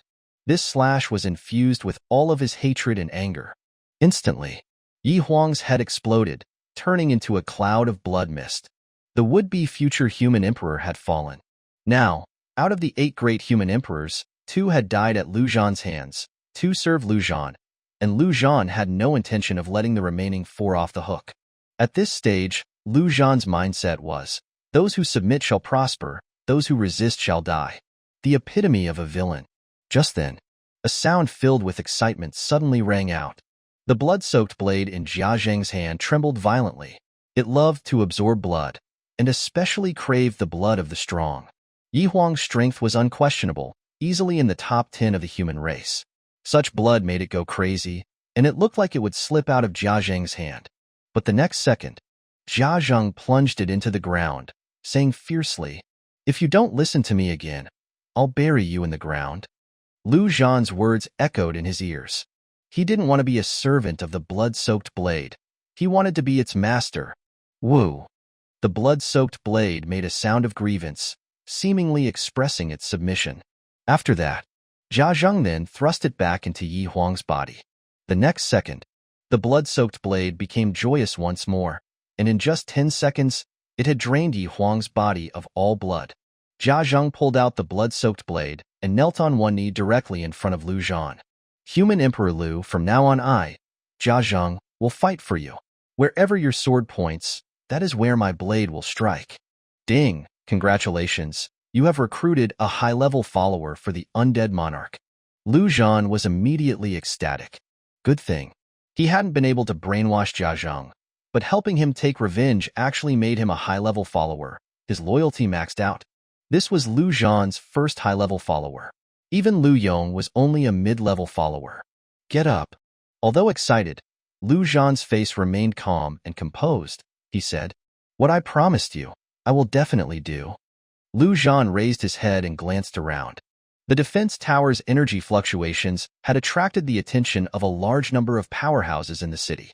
Now, almost 80% of the city's residents had gathered here. Since that was the case, it saved Lu Zhan the time of calling everyone together, and he shouted, Everyone, do you recognize the person next to me? Including Lu Yong and the others, everyone was filled with curiosity. Huang Shengren's image and aura were undeniable, and no one could ignore him. Hearing Lu Zhan's words, they all began to discuss. Could it be Huang Shengren? No way, how could Huang Shengren come here? Haha, human Emperor Lu, did you capture Huang Shengren? Even Huang Shengren has been captured by our Lu Zhan. Necropolis is invincible. Although everyone was talking wildly, no one believed that this was the real Huang Shengren. It must be some old man who looked like Huang Shengren that Lu Zhan had found somewhere. After all, if it were true, it would be too unbelievable. Lu Zhan waved his hand, stopping everyone from guessing wildly. Once they had quieted down, he didn't keep them in suspense and said directly, You guessed right, this is the forbidden spell master Huang Shengren. From today onwards, Huang Shengren will be the grand strategist of Necropolis. These words fell like a nuclear bomb in the crowd, instantly detonating. Who was Huang Shengren? In terms of strength and prestige, combined, he could be said to be the #1 person in the human race. The people of Necropolis only knew that their human Emperor Lu was strong, but they had no concept of just how strong, and whether he was stronger or weaker than Huang Shengren. And now, this #1 person in the human race was actually going to become the grand strategist of their necropolis. What the hell was going on? Even Lu Yong and the others were stunned, wondering if they were dreaming. Just then, Huang Shengren stepped forward and said, I, Huang Shengren, as the Grand Strategist of Necropolis, will do my best to assist the human emperor. After speaking, he also knelt on one knee in front of Lu Zhan. Greetings, human emperor. The scene was silent. Everyone was digesting what they had just seen and heard. After a full 3 minutes, someone finally reacted. Greetings, human emperor. After that, the crowd fell like dominoes. One by one they all knelt down. Greetings, human emperor. Chapter 143, Dragon Knight. Mount Everest. The world's highest peak. Before the apocalypse, it was covered in ice and snow year-round, and its climb was known as one of the world's most difficult. But now, Mount Everest had become even more of a no-go zone for humans. Let alone climbing, even entering the surrounding area was life-threatening, because here had been occupied by the monster dragon race. On the high peaks, several dragons could be seen circling and flying, and at the very top of the mountain, a terrifying black dragon was coiled. It was the current leader of the dragon race at this stage, a hero-rank monster, the black dragon Lacai. At the moment, this terrifying dragon coiled its body on the peak, its head straight up, as if piercing the clouds. And in front of Lacai, a person was kneeling. This person was tall and muscular, with long golden hair, wearing a full set of golden armor, looking quite noble. His face showed that he was a person from the Great Eagle Empire. Respected dragon, I, Dragon Knight Albert, have passed the trials of the dragon race. I beg you to grant me a dragon as my partner. Albert knelt on one knee, right hand on his chest, and said with slight excitement. Soon, he would become a true dragon knight. His strength greatly increased. How could he not be excited? Dragon Knight was naturally a hidden class, but in the early stages, it could only be said to be an enhanced version of a warrior. Only after signing a contract with a dragon could one become a true dragon knight and unleash terrifying strength. He had been waiting for this moment for who knew how long. After a moment, a low voice came from the sky, almost causing the earth to tremble. It was from the black dragon Lacai. Human, my dragon race is noble. How can it become a human's mount? Hearing this voice, Albert quickly said, Great dragon, although I am a dragon knight, the dragon is my partner, definitely not my mount. I will protect my partner with my life. Where the dragon is, so am I. Where the dragon dies, so do I. Furthermore, I am willing to dedicate everything I have to the dragon race. I believe in the dragon god. Albert spoke louder and louder, revealing firmness and sanctity. These were all parts of the trial, and he was extremely familiar with them. Although he didn't quite understand the meaning behind them, but what did he care? As long as he could get a dragon, everything was worth it. As soon as he finished speaking, Albert felt a tremor throughout his body, as if a strange energy was blessing him. Then, a small black dragon slowly flew down from the sky. This is my child Lahong. Now I bestow it upon you. You must feed it 50 humans every day. Can you do it? Great dragon, rest assured. I will feed it 100 humans every day. Albert's face turned red, and he was extremely excited. Although this black little dragon looked much smaller, Albert could still feel its incomparably powerful strength, stronger than anyone or any monster he had ever seen. More importantly, after this little dragon appeared, his strength began to increase directly. His strength attribute soared 3 times, and his physique and agility soared more than 2 times. This was a true dragon knight. As for feeding it some humans or something, it was a minor matter. His territory had tens of millions of humans. After speaking, Albert leaped up and sat on the black dragon Lahong, finally riding a dragon. This feeling was intoxicating. Dominating the world was right in front of him. But the next second, there was a loud boom. 2 terrifying thunderballs descended from the sky at an extremely fast speed, accompanied by earth-shattering roars. Hoo-hoo, ha-ha-ha, little dog, you're not as fast as me. Wang-wang-wang, bullshit, you little cat. I was clearly half a body ahead. Hoo-hoo, humph, I am a tiger, not a little cat. Then let's see who lands first. Wang-wang-wang, little cat, you are a little cat.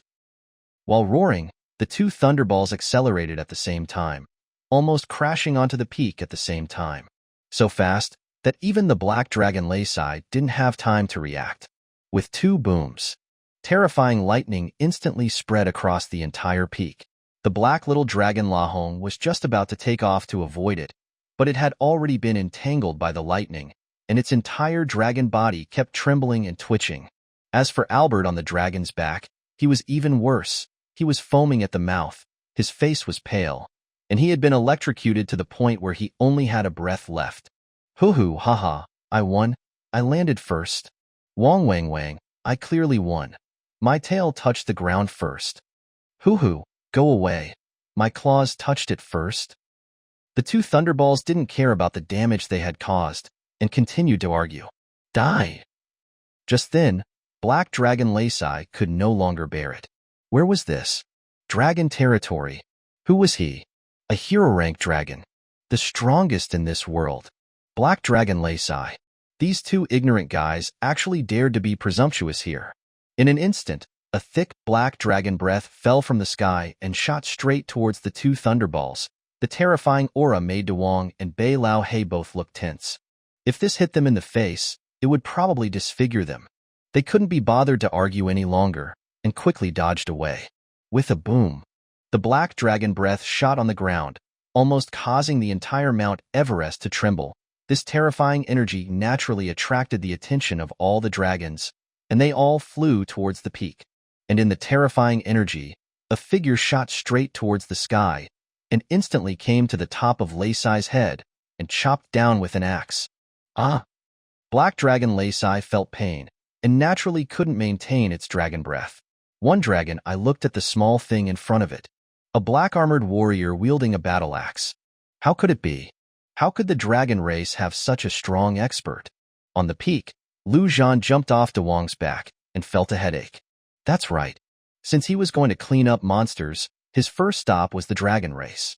On the one hand, he had a grudge against the dragons, and grudges must be avenged. On the other hand, every Chinibu youth had the dream of slaying a dragon.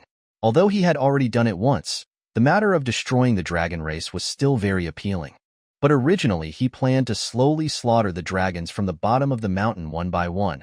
Who knew that this dog and tiger would compete all the way, and finally compete in speed, directly ignoring everything and crashing into this mountaintop. This time, he was probably going to be ganged up on by the dragons. But now that things had come to this, there was nothing to be afraid of. Then let's fight.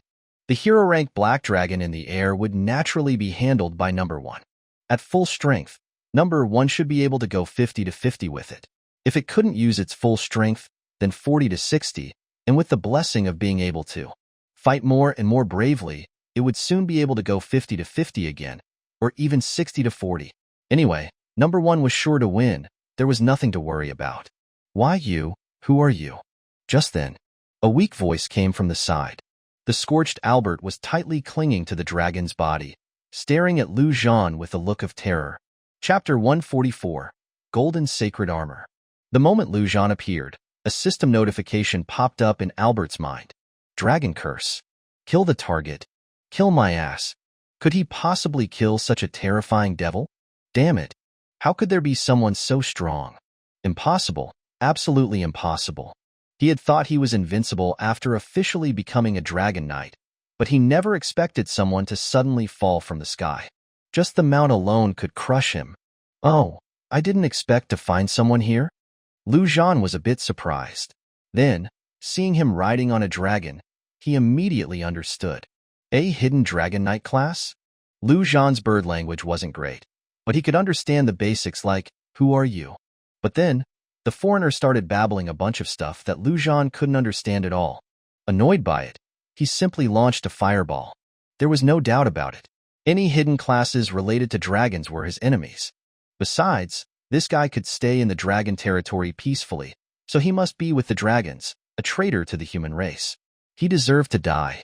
With a boom, Albert, already charred from the electricity, was now completely roasted, finally falling off of Lahong. Even as he died, he couldn't understand why the other party would still kill him when he was begging for mercy so humbly. Was there no Jesus, no Virgin Mary in this world? Oh, it even dropped equipment? Zhan was a bit surprised to see 3 orbs appearing on the corpse. Walking over and picking them up, his eyes lit up. He knew that at this stage, there weren't many pieces of equipment that could catch his attention anymore. This was actually a 3-piece set, and an extremely rare purple 3-piece set, golden sacred armor set, including helmet, armor, and boots. The individual attributes were already extremely powerful, but the set attributes were even more ridiculously strong. All attributes increased by 20%. Movement speed increased by 20%. Skills. Golden Guard, passive skill, reduces all incoming damage by 30%. Invincible Golden Body. When activated, the body will turn into an invincible golden body, immune to all attacks. The user is unable to move, attack, or use skills during this time, lasting for 2 seconds with a 10-minute cooldown. So insane. Even Zhan, who had seen countless powerful pieces of equipment, couldn't help but exclaim at these set attributes. They were too damn insane, especially those 2 skills. According to the literal meaning, they were truly invincible. 2 seconds might be short, and you couldn't do anything, but it was a godsend ability to dodge critical attacks. That Dragon Knight probably didn't even react. Otherwise, if he had used Invincible Golden Body, he could have survived for at least 2 more seconds. The value of this set was comparable to a red-tier piece of equipment and even surpassed them. For Zhan, this was a complete surprise. Choosing the dragon race for the first stop was the smartest thing to do. In a great mood, Zhan directly said to the tiger and the dog, "You can eat the little black dragon yourselves. It's almost been electrocuted to a crisp. Woof woof woof, the dragon's head is mine. You can have the tail. Ho ho ho, I'm a tiger. I deserve to eat the dragon's head. You're just a dog, you can only eat the tail." While arguing, the tiger and the dog pounced on the little black dragon. Black Dragon Lahong let out a wail. And just at that moment, around the peak, several dragons were already hovering. Red dragons, green dragons, yellow dragons, white dragons, all sorts of colors. Zhan slightly counted. There were about 25 in total, 8 elite tier dragons and 17 ordinary tier dragons. Dragons were a rare race with their individuals being known for their strength. 25 was quite a number. You're Zhan. You actually dare to come looking for death. Haha, we couldn't go out to kill you due to the restrictions of the rules. You killed my son, Angle. Today, I will avenge my son. Kill him, and the dragon god will bestow a large reward, haha. Upon clearly seeing the appearance of the intruder, the dragons spoke the dragon language one after another. Earlier, Dragon Emperor had already issued a divine decree that killing Zhan would bring a large reward. They had spent a lot of effort and resources to successfully send Angle out, but Zhan had actually killed him. Because of this, the dragons had originally planned to wait for the second stage to descend before killing Zhan, but they never expected the other party to deliver himself to their doorstep. Listening to the roars of the dragons, Zhan took out Blood Elegy unhurriedly, and then put on the golden sacred armor set he had just obtained. Instantly, his strength increased greatly, and his temperament naturally. This damn shit yellow color. It's too damn gaudy. Pointing his sword at the dragons, Zhan couldn't help but feel heroic in his heart. At this stage, there were almost no opponents who could make Zhan go all out. This 1-on-25 should allow him to have a big fight. Are you coming at me one by one, or all at once? Boom. Facing such an arrogant human, where could the proud dragons possibly endure it? In an instant, almost a dozen dragons simultaneously released their dragon breaths. Ice, fire, earth, wind, water. All sorts of powerful dragon breaths almost dyed the entire sky in various colors, a truly shocking scene. Zhan lightly leaped up and flew with the use of the golden armor boots, and he seemed like an incredibly nimble sprite, weaving between those dragon breaths, with no single one able to hit his body. There was an attribute on the golden sacred armor boots that allowed the wearer to gain the ability to levitate. Although it wasn't flying, it was even more useful to Zhan than flying. There was no way around it. Ordinary wings were too slow. With the ability to levitate, Zhan could directly jump in the air. And with his extremely high agility, he was almost as fast as lightning. In just 3 seconds, Zhan had already passed through the various dragon breaths, directly arriving on the head of a white dragon. He thrust downwards with his sword. With a poof, Zhan's speed was too fast, and the white dragon couldn't react at all. Blood Elegy pierced straight into the top of the white dragon's head. Then, He activated the skill, blood detonation. Boom, boom, boom, boom, boom. The blood within the white dragon's body was directly ignited, constantly exploding. The giant dragon's body was torn apart in an instant. After a series of explosions, the white dragon had lost half of its life and crashed onto the peak with a boom. But after all, it was a dragon, and its vitality wasn't ordinary. This guy was still alive. But the next second, Zhan had already pulled out blood elegy, thrusting it into the dragon's eye and stirring it crazily. Ding! Killing the monster dragon. Obtain? As the sound rang out, the white dragon finally died. This process took less than 5 seconds. The other dragons were still releasing their dragon breaths and suddenly discovered that one of their companions had already died. Stand up! Zhan looked at the white dragon's corpse, his eyes glowing green. This feeling was a bit familiar. With a boom, the white dragon, after being reborn as an undead, although it couldn't fly, could still raise its head high, biting at its former companions. Chapter 145, Dark Invasion. Although the reborn white dragon had lost many abilities, its overall strength was still greatly enhanced. But in terms of pure attributes, it was greatly enhanced. This bite grabbed the tail of a green dragon, and then with a forceful swing, it was dragged down from the sky. With a boom, the green dragon fell and became dizzy. It couldn't have imagined that its former kind would drag it down, but by the time it reacted, a blood-red sword was already above its head. Blood Fiend Demon Sword Slash. This was Jia Zhang's ultimate move. Although the name was Demon Sword Slash, it could also be released with a sword. Moreover, Blood Elegy was originally a blood-type weapon and could be said to be extremely compatible with this skill. With a single slash, a virtual blood-colored giant sword suddenly slashed out from Blood Elegy, directly striking the green dragon's head. Boom, boom, boom.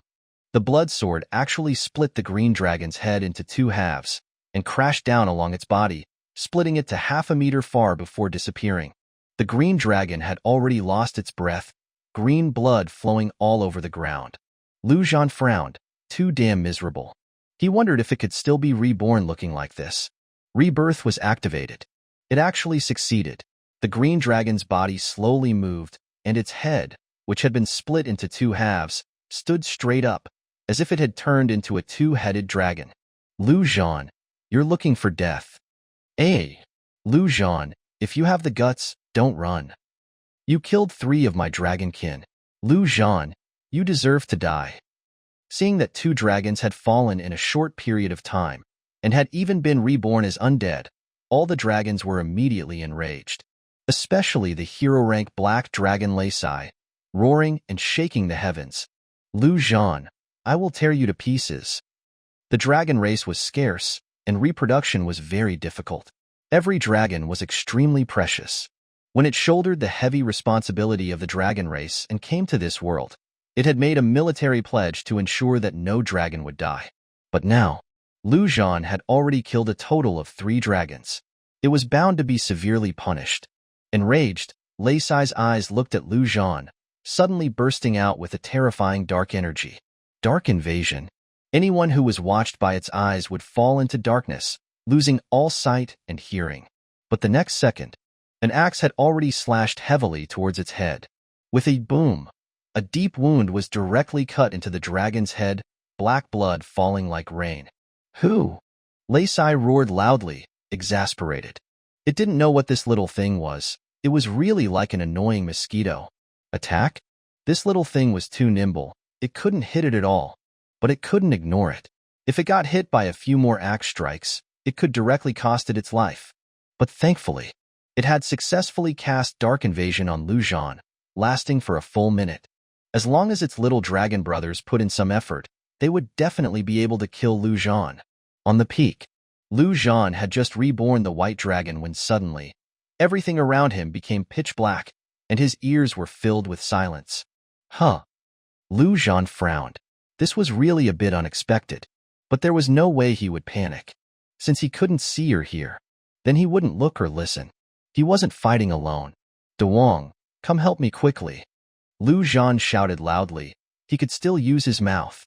Dewang, who was eating the dragon's head, heard the call and immediately turned into a thunderball, shooting straight towards Zhan. The next second, Zhan felt as if his body had flown up. It was obvious that Dewang was carrying him. Put me on top of any dragon's head, Zhan said directly.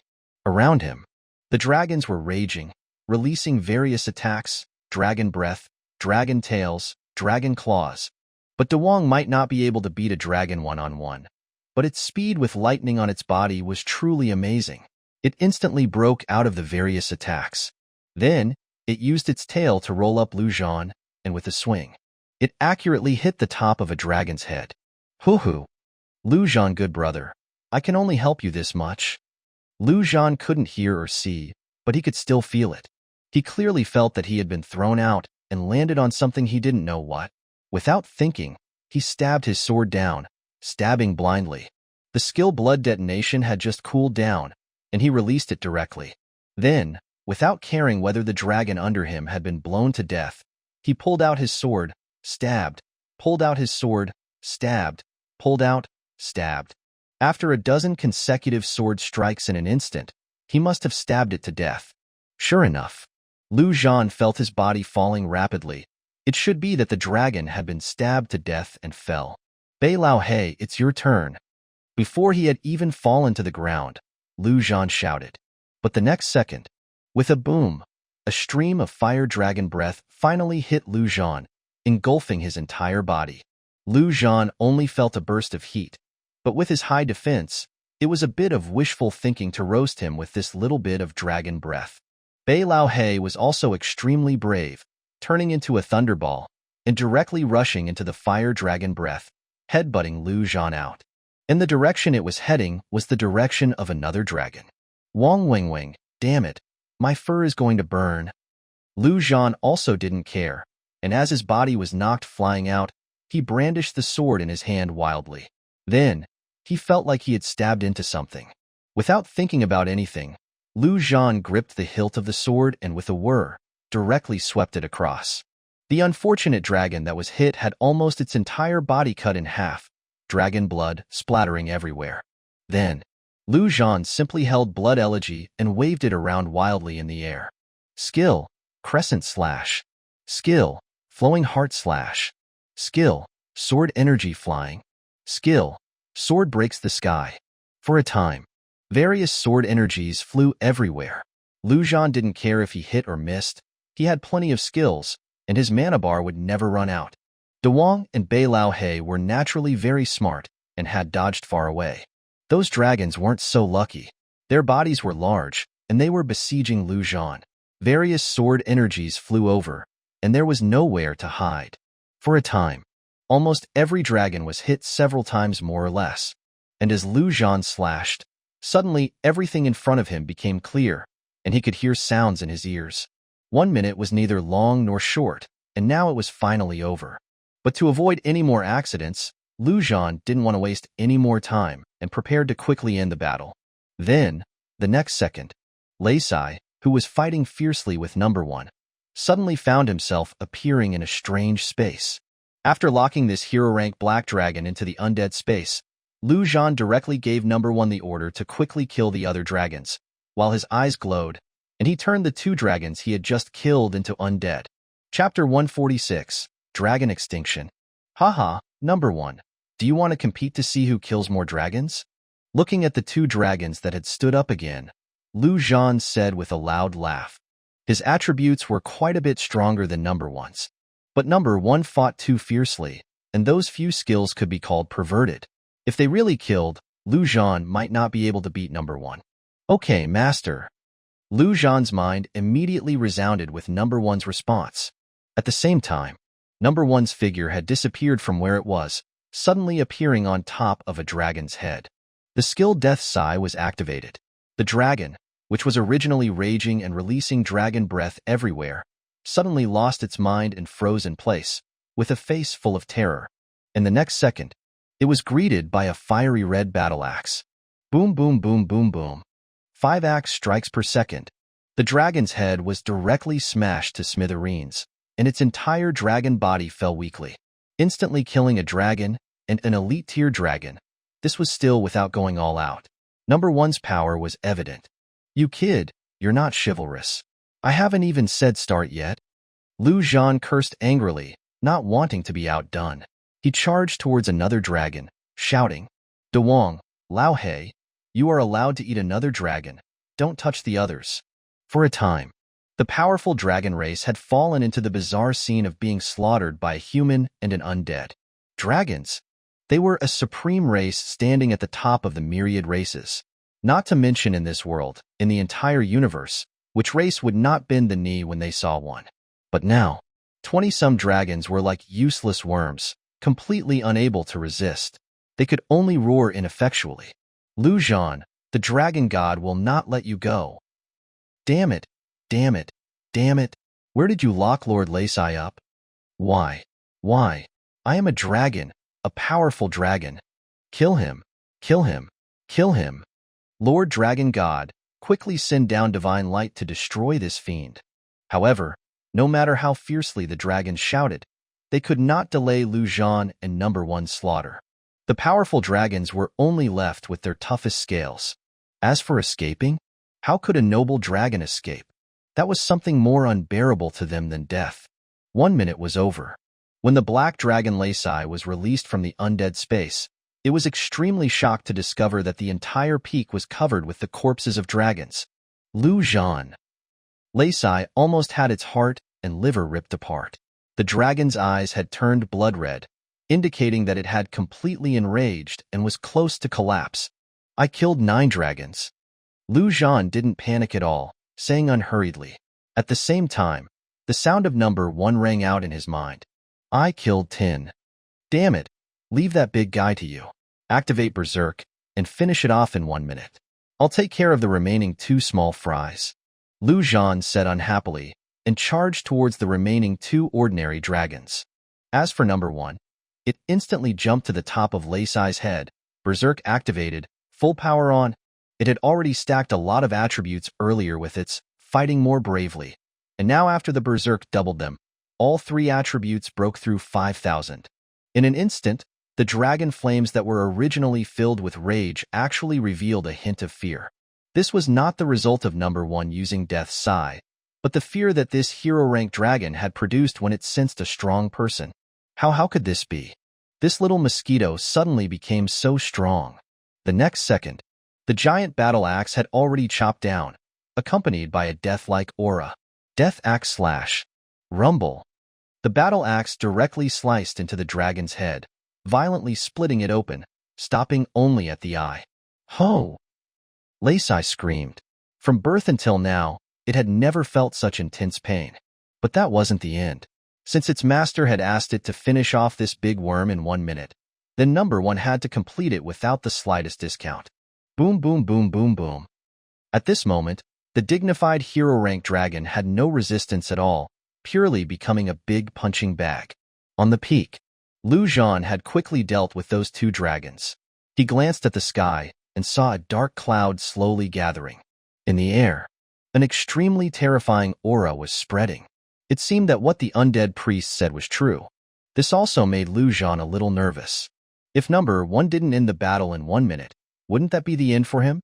Under the lightning tribulation, not only number 1, but he would also directly ascend to heaven. "Number 1, can you do it? If you can't, I'll help you." Lu Zhan asked directly with his consciousness. The next second, number 1's firm and unwavering voice came. "Yes." Since that was the case, Lu Zhan put away blood elegy. Undead also had their dignity. In the air, dragon blood kept falling. Dewang and Bei Lao He were also smart, opening their mouths below to catch the blood and drink it. This was the blood of a hero-rank dragon, definitely a great tonic. Lu Zhan didn't care about them. Directly his eyes were glowing green. "All stand up." Instantly, all the dragons stood up, a total of 25, not 1 more, not 1 less. And just at that moment, there was a rumbling sound. The giant black dragon's body collapsed, shaking the entire Mount Everest. Number 1 did not disappoint, and finally slaughtered this hero-rank dragon in 40-some seconds. Without saying a word, Lu Zhan quickly took number 1 into the undead space. In the air, that cloud that was about to condense seemed to have suddenly lost its target and slowly dissipated. A close call. Lu Zhan let out a sigh of relief in his heart. The next second, The system's voice resounded in his mind. Ding, killing a hero rank dragon. Obtain experience points. Ding, congratulations, your level has been increased to level 20. Ding, triggered the second job advancement quest. What a long-lost system upgrade sound. Zhan let out a sigh. There seemed to be a gap between levels 19 and 20, and the vast amount of experience points was almost despairing. On the current level leaderboard, there were already 36 level 19 players, but not a single level 20. Because the second job advancement was a qualitative change for all classes, a super leap in strength. In his previous life, Zhan's level had only stopped at level 19 until his death. In this life, Zhan had killed who knows how many monsters, plus these 20-some dragons, to finally reach level 20, which showed how difficult it was. Right now, Zhan couldn't wait to open his attributes and look at the advancement quest. Job advancement quest. Kill 500 hero rank monsters, 0 out of 500. Kill 10 commander rank monsters, 0 out of 10. Reborn 1000 undead, 0/1000. Kill 3 holy attribute class holders, 0/3. Have 3 commander rank undead, 1/3. Chapter 147, Black Dragon Set. Zhan stared at the quest for a full 5 minutes before finally uttering a single word. Fuck. This level 20. It's better not to level up. There was no way to complete this quest at the current stage. Where was he supposed to find commander rank monsters? It was simply a scam. This was perhaps a form of balance. The first stage didn't allow the appearance of monsters above the hero rank, and it naturally wouldn't allow second job class characters to appear. That damn contract still had to maintain some kind of balance. Oh well, just treat it as if he hadn't leveled up. Zhan took a deep breath, preparing to also turn this hero rank black dragon into an undead, when he suddenly saw several orbs floating above its corpse. And it was clear that it wasn't those trash things like reinforcement stones. Good thing. It dropped equipment. What kind of bad things could a hero rank dragon drop? In an instant, all of Zhan's frustration caused by not being able to change classes disappeared. With a leap, Zhan had already reached the side of the orbs. There were 4 in total. Zhan picked up the orbs, and the first one made him extremely happy. It was actually a pair of wings. Pure black wings, full of cold and sharp aura. Black dragon wings. Purple wings. Equip requirements. Agility 1000. Agility plus 300. Strength plus 200. Flight attribute. Extreme speed. Skill. Black dragon wind. Flap your wings to emit black dragon wind, dealing massive damage. At the same time, those hit will lose their sight for 1 minute. Cooldown time, 5 minutes. Purple wings. He didn't need to look at the other attributes. Just the flight speed, extreme speed, was already worth a fortune. Zhan's golden wings had only ordinary speed. Now, they were useless in battle. Moreover, the other attributes of these wings were also quite good, and it came with a skill, simply the best of the best. Next, Zhan picked up the remaining 3 orbs one by one. The more he picked up, the more excited he became. Black dragon armor. Black dragon helmet. Black dragon boots. It was a set again. Moreover, Zhan glanced at the attributes and saw that the black dragon wings were also part of the set. This was actually a 4-piece set. It was too damn heaven-defying. As everyone knew, the more pieces in a set, the stronger the attributes would naturally be. Black dragon set, 4/4. All attributes increased by 20%. Dragon authority. Reduces all the attributes of nearby enemies by 15%. Dark invasion. Instantly deprives the target of sight and hearing for 1 minute. Cooldown time, 5 minutes. Dragon power. Instantly gathers powerful dragon power, increasing the damage of the next attack by 500%. Cooldown time, 10 minutes. A full 3 skills. Each one was the best of the best. There was no need to talk about the first one. Zhan had just experienced the second skill before, a full minute of visual and auditory deprivation. If Zhan were slightly weaker, or that hero rank black dragon had managed to free up a hand to deal with him, this battle might not have been so easy. The third one, a pure damage skill, 5x critical strike, was already half the power of number 1's death axe slash, and the cooldown on this thing was only 10 minutes. However, Zhan looked at the golden sacred armor set he was wearing, and then looked at the black dragon set in his hand. He became conflicted. He couldn't trade these items. If he put on the Black Dragon set, the golden sacred armor would be a complete waste. Such a great item, in his previous life, it was something that even human emperors would fight over. Was he just going to waste it? Zhan would be heartbroken to death. But the attributes of the Black Dragon set were undeniably stronger than the golden sacred armor, and most importantly, there were those wings. Heavens! Why did you have to give me so many great pieces of equipment? Just then, a weak voice rang out in Zhan's mind. Master, I want. Zhan was stunned and looked at number 1. The set of black armor that number 1 was wearing now looked tattered and pitiful. Give this Black Dragon armor to number 1? It wasn't impossible. After all, number 1 was his. Giving it to number 1 was still his. But it felt a bit sour. His master was actually not wearing gear as good as that of an undead? Oh well. Anyway, his golden sacred armor set and the golden wings went together pretty well, and he was bound to equip the divine grade wings of death in the late game. Giving this Black Dragon wings to him would be a waste. Moreover, the 3 skills of the Black Dragon wings. The first one, when combined with number 1's Death Sphere, stacked to directly reduce the enemy's attributes by 45%. This directly weakened the enemy by half at the start. There was no need to mention the second control skill. It could be used when Death's Eye was on cooldown. The third, when combined with Death Axe Slash, could stack the output to the extreme. If he activated Berserk and went all out, that Axe Strike might even be something that Zhan couldn't withstand. Looking at it this way, this set was simply tailor-made for number 1. After equipping it, his combat power would likely increase by at least 1-fold. After figuring it out, Zhan became decisive and threw all 4 pieces of Black Dragon equipment to number 1. Number 1 was also quickly taking off the old armor and throwing it aside, and putting on the new clothes. A moment later, when number 1 had put everything on, a dragon's roar inexplicably rang out. A brand new black-armored warrior appeared before Zhan. The extremely cool armor and the awesome black wings made Zhan envious. Zhan took out his golden wings, equipped them, and stood with number 1. 1 black and 1 gold. It was clear which was better. You two, come over and take a look. Which one is cooler? Zhan shouted towards Dewang and Bei Lao He, who were on the side. Woof woof woof, of course my boss is cooler. My boss is too handsome, the number 1 handsome man in the world. The boss's boss is wearing shit yellow. What is that? It's too damn ugly. Ho ho ho, Zhan good brother. You also know that I, Dewang, never lie. I have to say, this time you really brought it on yourself. The 2 mutated beasts chose to be honest almost without hesitation. Damn it, the 2 of you can't eat anymore. Zhan immediately became embarrassed and enraged. You 3, compete for speed. See who can fly to the bottom of the mountain first, and then fly back to the peak. He wanted to see how fast the extreme speed of these Black Dragon wings could be. In an instant, the bodies of Dewang and Bei Lao He had been covered in lightning. In terms of competitiveness, the 2 of them had never lost to anyone. I'll count 3, 2, 1. Get ready. 3, 2, 1.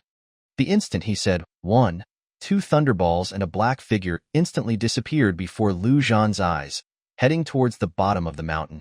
How fast? Even Zhan couldn't help but be amazed. At this moment, he could clearly see that the flight speed of the black figure was much faster than the 2 thunderballs. This made him even more jealous. Damn it, if he had known, he would have equipped it himself, even if it was a waste. Sure enough, only half a minute later, number 1 had already returned to the summit first. And a full 20 seconds later, Dewang and Bei Lao He almost reached the summit at the same time. Woof woof woof woof, my boss won. The boss is invincible. Bei Lao He barked wildly, as if it had won itself. Chapter 148, Sky Demon Race. Number 1 held his head high, looking invincible. These undead. Damn it, they didn't learn the good things. They all learned to show off. The more Zhan looked, the more sour he felt. In a fit of pique, he directly took him back to the undead space. Out of sight, out of mind. Then, he turned around and converted the hero rank Black Dragon's corpse into an undead.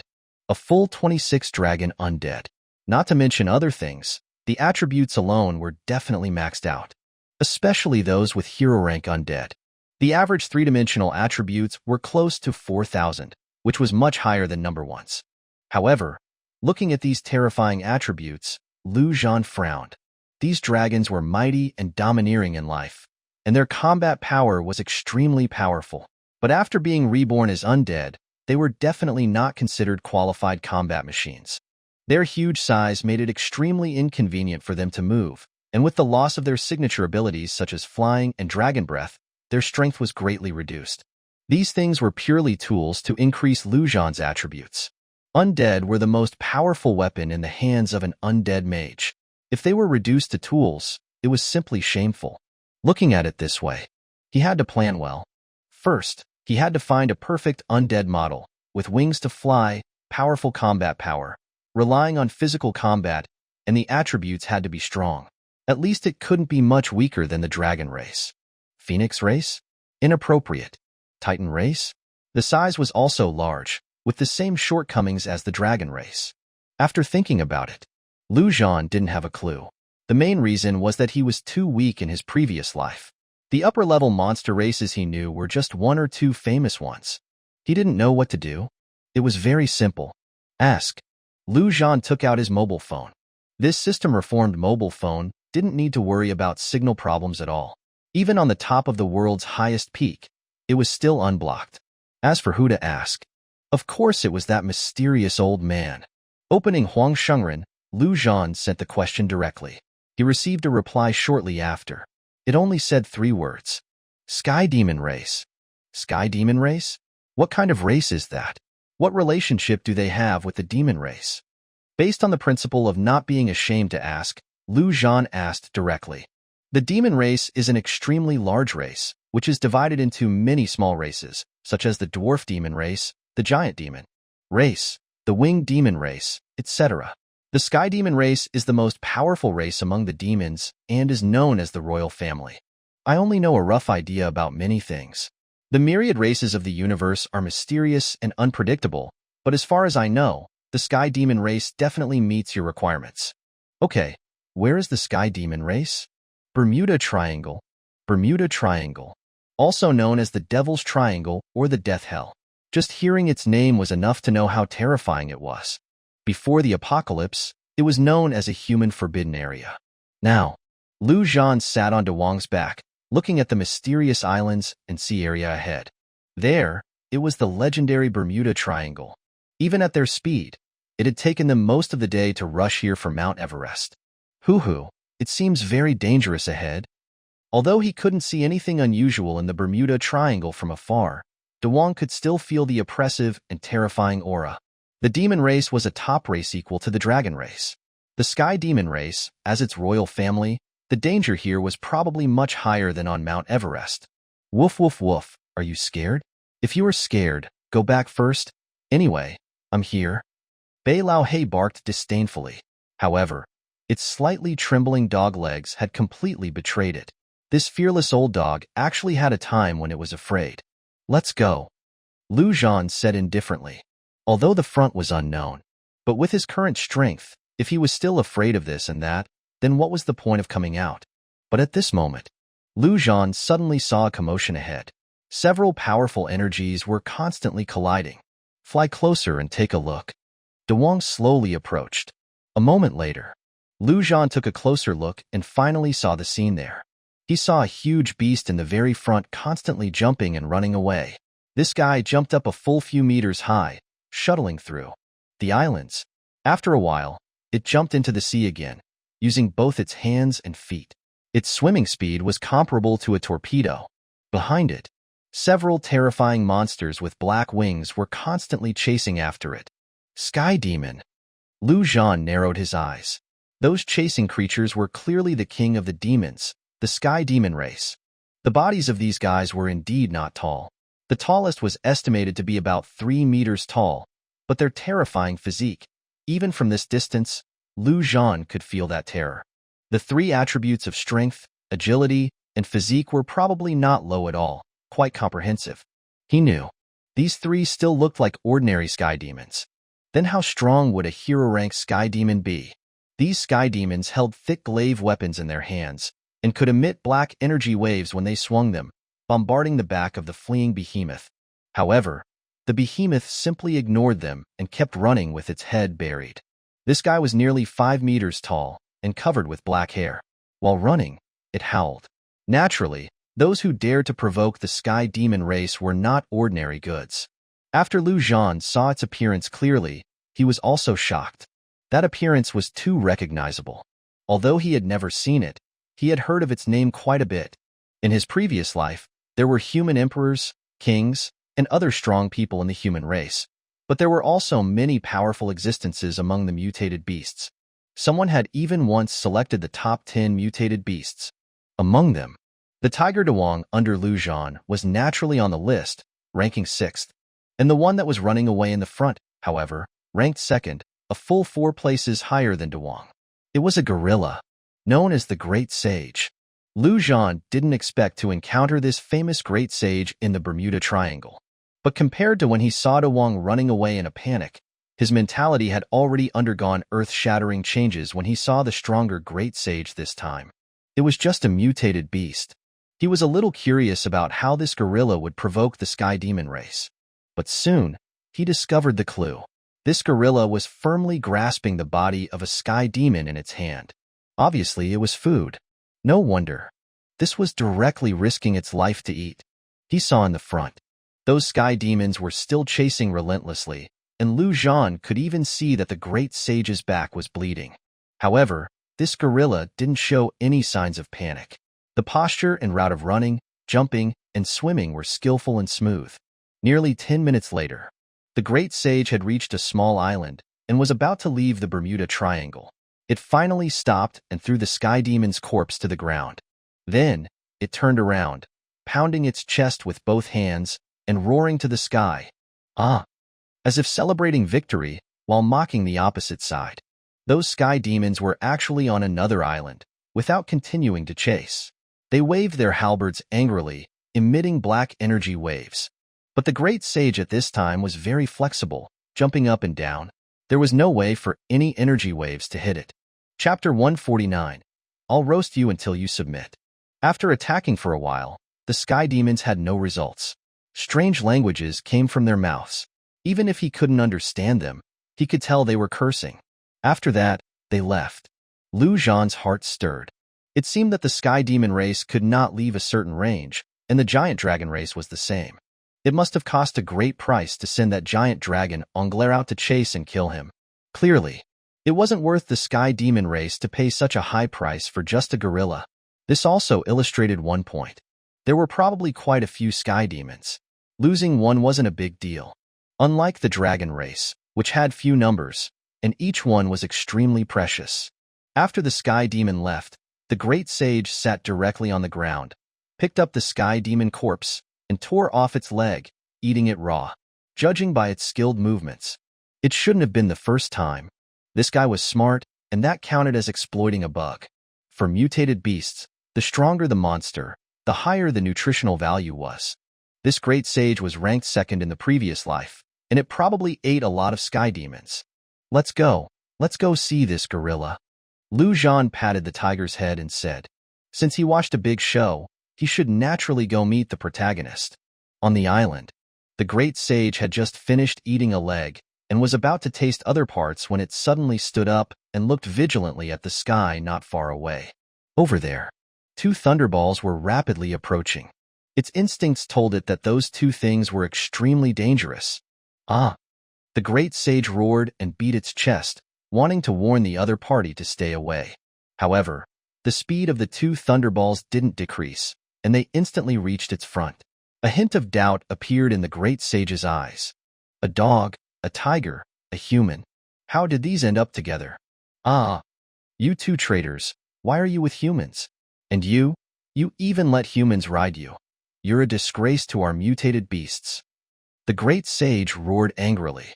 Ever since awakening, the Great Sage believed that they mutated beasts were the protagonists of this world. When fighting against the monsters, humans only needed to play a supporting role. "Hoo-hoo, Zhan good brother, you go down first. Let me teach it how to be a civilized mutated beast." Dawang roared. Zhan didn't hesitate and jumped directly off the tiger's back. The world of mutated beasts was simple. Whoever was stronger was the boss. The reason he came here was, of course, not just to see this gorilla. With such powerful combat power, he naturally wanted to bring it under his command. He had always focused his attention on human powerhouses. At this time, he realized that these powerful mutated beasts were more worthy of conquest than human powerhouses. They were more powerful in combat. Humans would have fear, escape, and be afraid when facing monsters, facing slaughter, and facing death. But mutated beasts wouldn't. These beasts fought to the death. Even an ordinary mutated beast dared to stretch out its claws and face the giant dragon directly. Too bad. There were few mutated beasts, and the powerful ones were even rarer. They couldn't compare with the vast number of humans. While thinking, Dewang and the Great Sage were already fighting. Both of them were beasts. In order to subdue the other, Dewang even gave up its pride and joy lightning, and simply relied on physical strength to fight with it. If it was in the previous life, the Great Sage could have pressed Dewang to the ground and beat it violently. But in this life, fortune had turned around, and Dewang was with Zhan. His development was many times faster than in his previous life, especially in Mount Everest, where he ate 2 giant dragons and drank so much blood of hero-rank dragons, its strength soared. Now, relying on its body alone to face the gorilla head-on, it didn't flinch at all, and even faintly had the upper hand. Of course, the Great Sage had been messed with by the sky demons before, and had suffered some injuries. Woof woof woof, little cat, can you do it? If not, get down and let me do it. I'll take it down in minutes. Bei Lao He seized any opportunity to make fun of it. In the front, Dewang was indeed stimulated, and a little lightning rippled around its body. In an instant, its speed and destructiveness greatly increased, and the situation instantly reversed. Dewang slapped the Great Sage to the ground with a paw and roared, "Ho, do you submit?" The Great Sage slapped its giant palm on the ground, and at the same time, kicked Dewang with a foot while doing a carp over. "Ah, submit your mother." "Ho, if you don't submit, I'll beat you until you do." Dewang roared and bit the incoming giant foot, while lightning burst out from its body. Zzz. Terrifying lightning poured through the Great Sage's body, causing it to shake. "Ho, do you submit?" Dewang roared while charging it with electricity. Submit your mother." The Great Sage would rather die than surrender. If it didn't submit, then continue to electrify it. Soon, an aroma had already spread in the air. It was roasted. "Hoo-hoo, do you submit? If you don't submit, I'll roast you and eat you." Dewang roared again. Submit. Don't eat me. Hearing that it was going to be eaten, and thinking of that scene, the Great Sage quickly said, the main thing was that the strong were respected among mutated beasts. It had to admit that the tiger's strength was indeed stronger than it. It wasn't a disgrace to the gorilla face to submit to it. If it were changed to a demon, the Great Sage wouldn't submit even if it died in battle. Dewang finally stopped charging it with electricity and let go. With a plop, the Great Sage's huge body fell to the ground, still shaking. It really had been shocked by this wave. "Hoo-hoo, you're also very strong, much stronger than the little dog over there." Dewang looked smug, looked at Bei Lao He, as if to say, "See, this is the new younger brother I just subdued. Woof woof woof, little cat, you're looking for death, come, let's fight." How could Bei Lao He submit? Its body suddenly grew bigger. If it didn't become a giant demon, it couldn't beat Dewang at all. "All right." Zhan snorted coldly. He didn't have time to watch the wild beast brawl here. In an instant, Dewang and Bei Lao He all quieted down. During these days, Zhan's power had been deeply imprinted into their minds. It was a power they couldn't resist at all.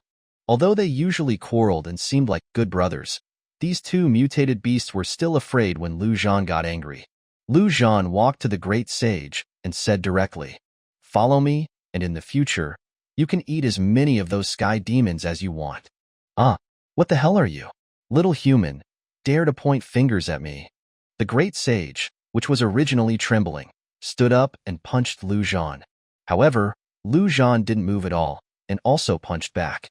With a boom, the sizes of the 2 fists were very different, but the results were completely opposite. The Great Sage's huge body flew straight out, falling heavily to the ground, and one hand had been completely crippled. Chapter 150, The Perfect Model. Dewang quickly rushed forward and roared at the great sage, lying on the ground. Hoo-hoo, gorilla, Lu Zhan is my good brother. You have to be polite to my good brother.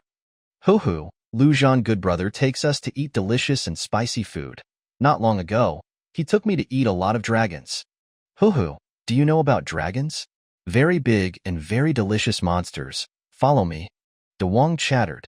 He was really afraid that the new younger brother would be ignorant and be killed directly by Lu Zhan. Ah, brother tiger, can you really eat dragons? I've only heard of dragons. I haven't seen them yet. Fortunately, the great sage was quite sensible, stood up as if nothing had happened, and said, Hoo-hoo, haha, of course there is. Dragon meat is delicious. Look at the thing you're eating, ugly and smelly. Dewang directly stood upright and patted the great sage's shoulder with its forepaw. Just now, the tiger and the gorilla who were fighting to the death were now somewhat like brothers. Ah, that's great. Brother tiger, your good brother is my good brother. Lu Zhan good brother, I was reckless just now. The great sage looked at Lu Zhan and said weakly. Deep down, it was hiding deep fear. This human. It was too damn scary. Yes, everyone is a good brother, and in the future, following me, you can not only eat dragons, but also eat lots and lots of delicious food. Lu Zhan naturally also gave the gorilla face and said with a smile, Come, eat the sky demon first to recover. Okay. The great sage wasn't polite and quickly grabbed the giant demon corpse on the side and ate it raw. While eating, he looked at Dewang. Ah, brother tiger, would you like some? Dewang swallowed, and although the sky demon looked ugly, it smelled good. But as a big brother, how could it steal food from its younger brother? It could only raise its head and roar. Hoo-hoo, no need. This thing isn't as delicious as dragon meat. I've already eaten enough dragon meat just now. After finishing a whole sky demon, the great sage's injuries had recovered almost. Great sage, tell me, what's the situation inside? Lu Zhan asked directly. Although he wasn't afraid, since he had information, it didn't hurt to ask. Great sage? Are you calling me? Good name. I'll call myself the Great Sage from now on. The Great Sage said with an excited expression. This also made Lu Zhan stunned for a while. So this gorilla wasn't called Great Sage now? Who gave it that name in the previous life? I don't know the specifics. I only dare to wander around the periphery, grabbing one when I'm late. It's too dangerous inside. The Great Sage said directly. Lu Zhan nodded. This was also normal. A few ordinary sky demons could chase this gorilla everywhere. If it dared to go deep inside, it would have died long ago. Okay, brother Great Sage, then I'll take you in to take a look. What's so delicious about this trashy sky demon? I'll take you to eat elite-level sky demons. Lu Zhan patted the gorilla's thigh and said, By the way, brother Great Sage, as good brothers, would you mind letting me sit on your shoulders? He rides dogs, tigers, and beauties every day. It was also quite good to occasionally change the taste and ride this gorilla. Lu Zhan good brother, you actually want to come up? The great sage directly squatted down and patted its shoulders. Lu Zhan jumped up and stood firmly on the gorilla's shoulders, then sat down. He had to say, this hair was a bit thorny. In ancient times, there was a beauty in King Kong, and now there's a handsome guy in the great sage. Hold on tight, Lu Zhan good brother. The great sage howled, then leaped, jumping nearly 100 meters away. Lu Zhan sat on its shoulders, unmoved. Next to them, Dewang and Bei Lao He also followed closely in the form of two thunderballs. Seeing this scene, the great sage was relieved and directly ran hard. Soon, it had jumped into the Sky Demon race's territory again. Without even thinking, it shouted, ugly guys, I'm here again. The last few times, it secretly sneaked in, and then it ambushed lone Sky Demons. There was no way around it. It couldn't beat 2 or 3 of those things.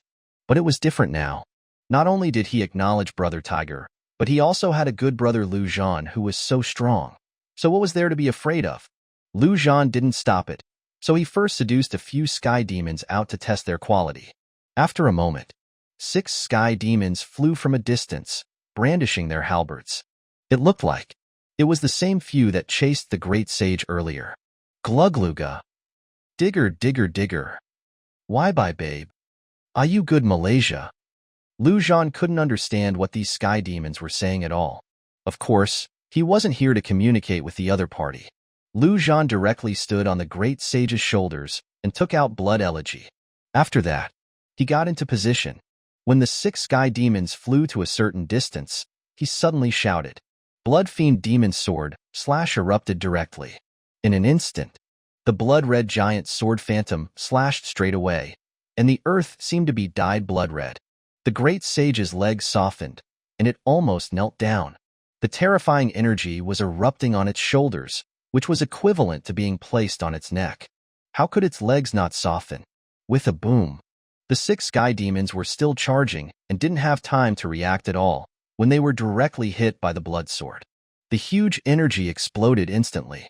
When the blood red had dissipated, only the corpses of the 6 sky demons were scattered on the ground. Lu Zhan secretly glanced at the great sage and accurately captured the look of awe in its eyes. This wave of showing off was a success. The great sage had just become his younger brother, so he had to release some domineering aura to make this gorilla completely surrender, just like that dog and tiger. The great sage was indeed extremely shocked. These things that had chased it so embarrassingly were killed with one sword? The contrast was too great. Lu Zhan jumped off the gorilla's back and walked to the side of the 6 sky demon corpses. Just now, the system's voice had already resounded in his mind. As he had expected, these 6 were ordinary sky demons. Sky Demon Squad Leader. As expected of sky demons, the others were soldiers as ordinary ranks, and these were squad leaders from the start. Stand up. Lu Zhan looked at the corpses, his eyes glowing green. After a moment, 5 sky demon squad leaders had stood up again. As for the remaining one, Lu Zhan casually threw it to the 3 mutated beasts in the back to eat. As expected of the king of the demon race, the attributes of this sky demon squad leader really surprised Lu Zhan. 800 strength, 850 physique, 830 agility. Lu Zhan's heart stirred. The 5 sky demon undead directly flapped their wings and flew up. Although their speed couldn't compare with Dewang's, it was already much faster than Lu Zhan's with golden wings. Perfect 3-dimensional attributes. Perfect combat size. Plus the flying attribute. This was the perfect combat machine. If he enhanced them all to the hero rank. In a moment, Lu Zhan was full of energy.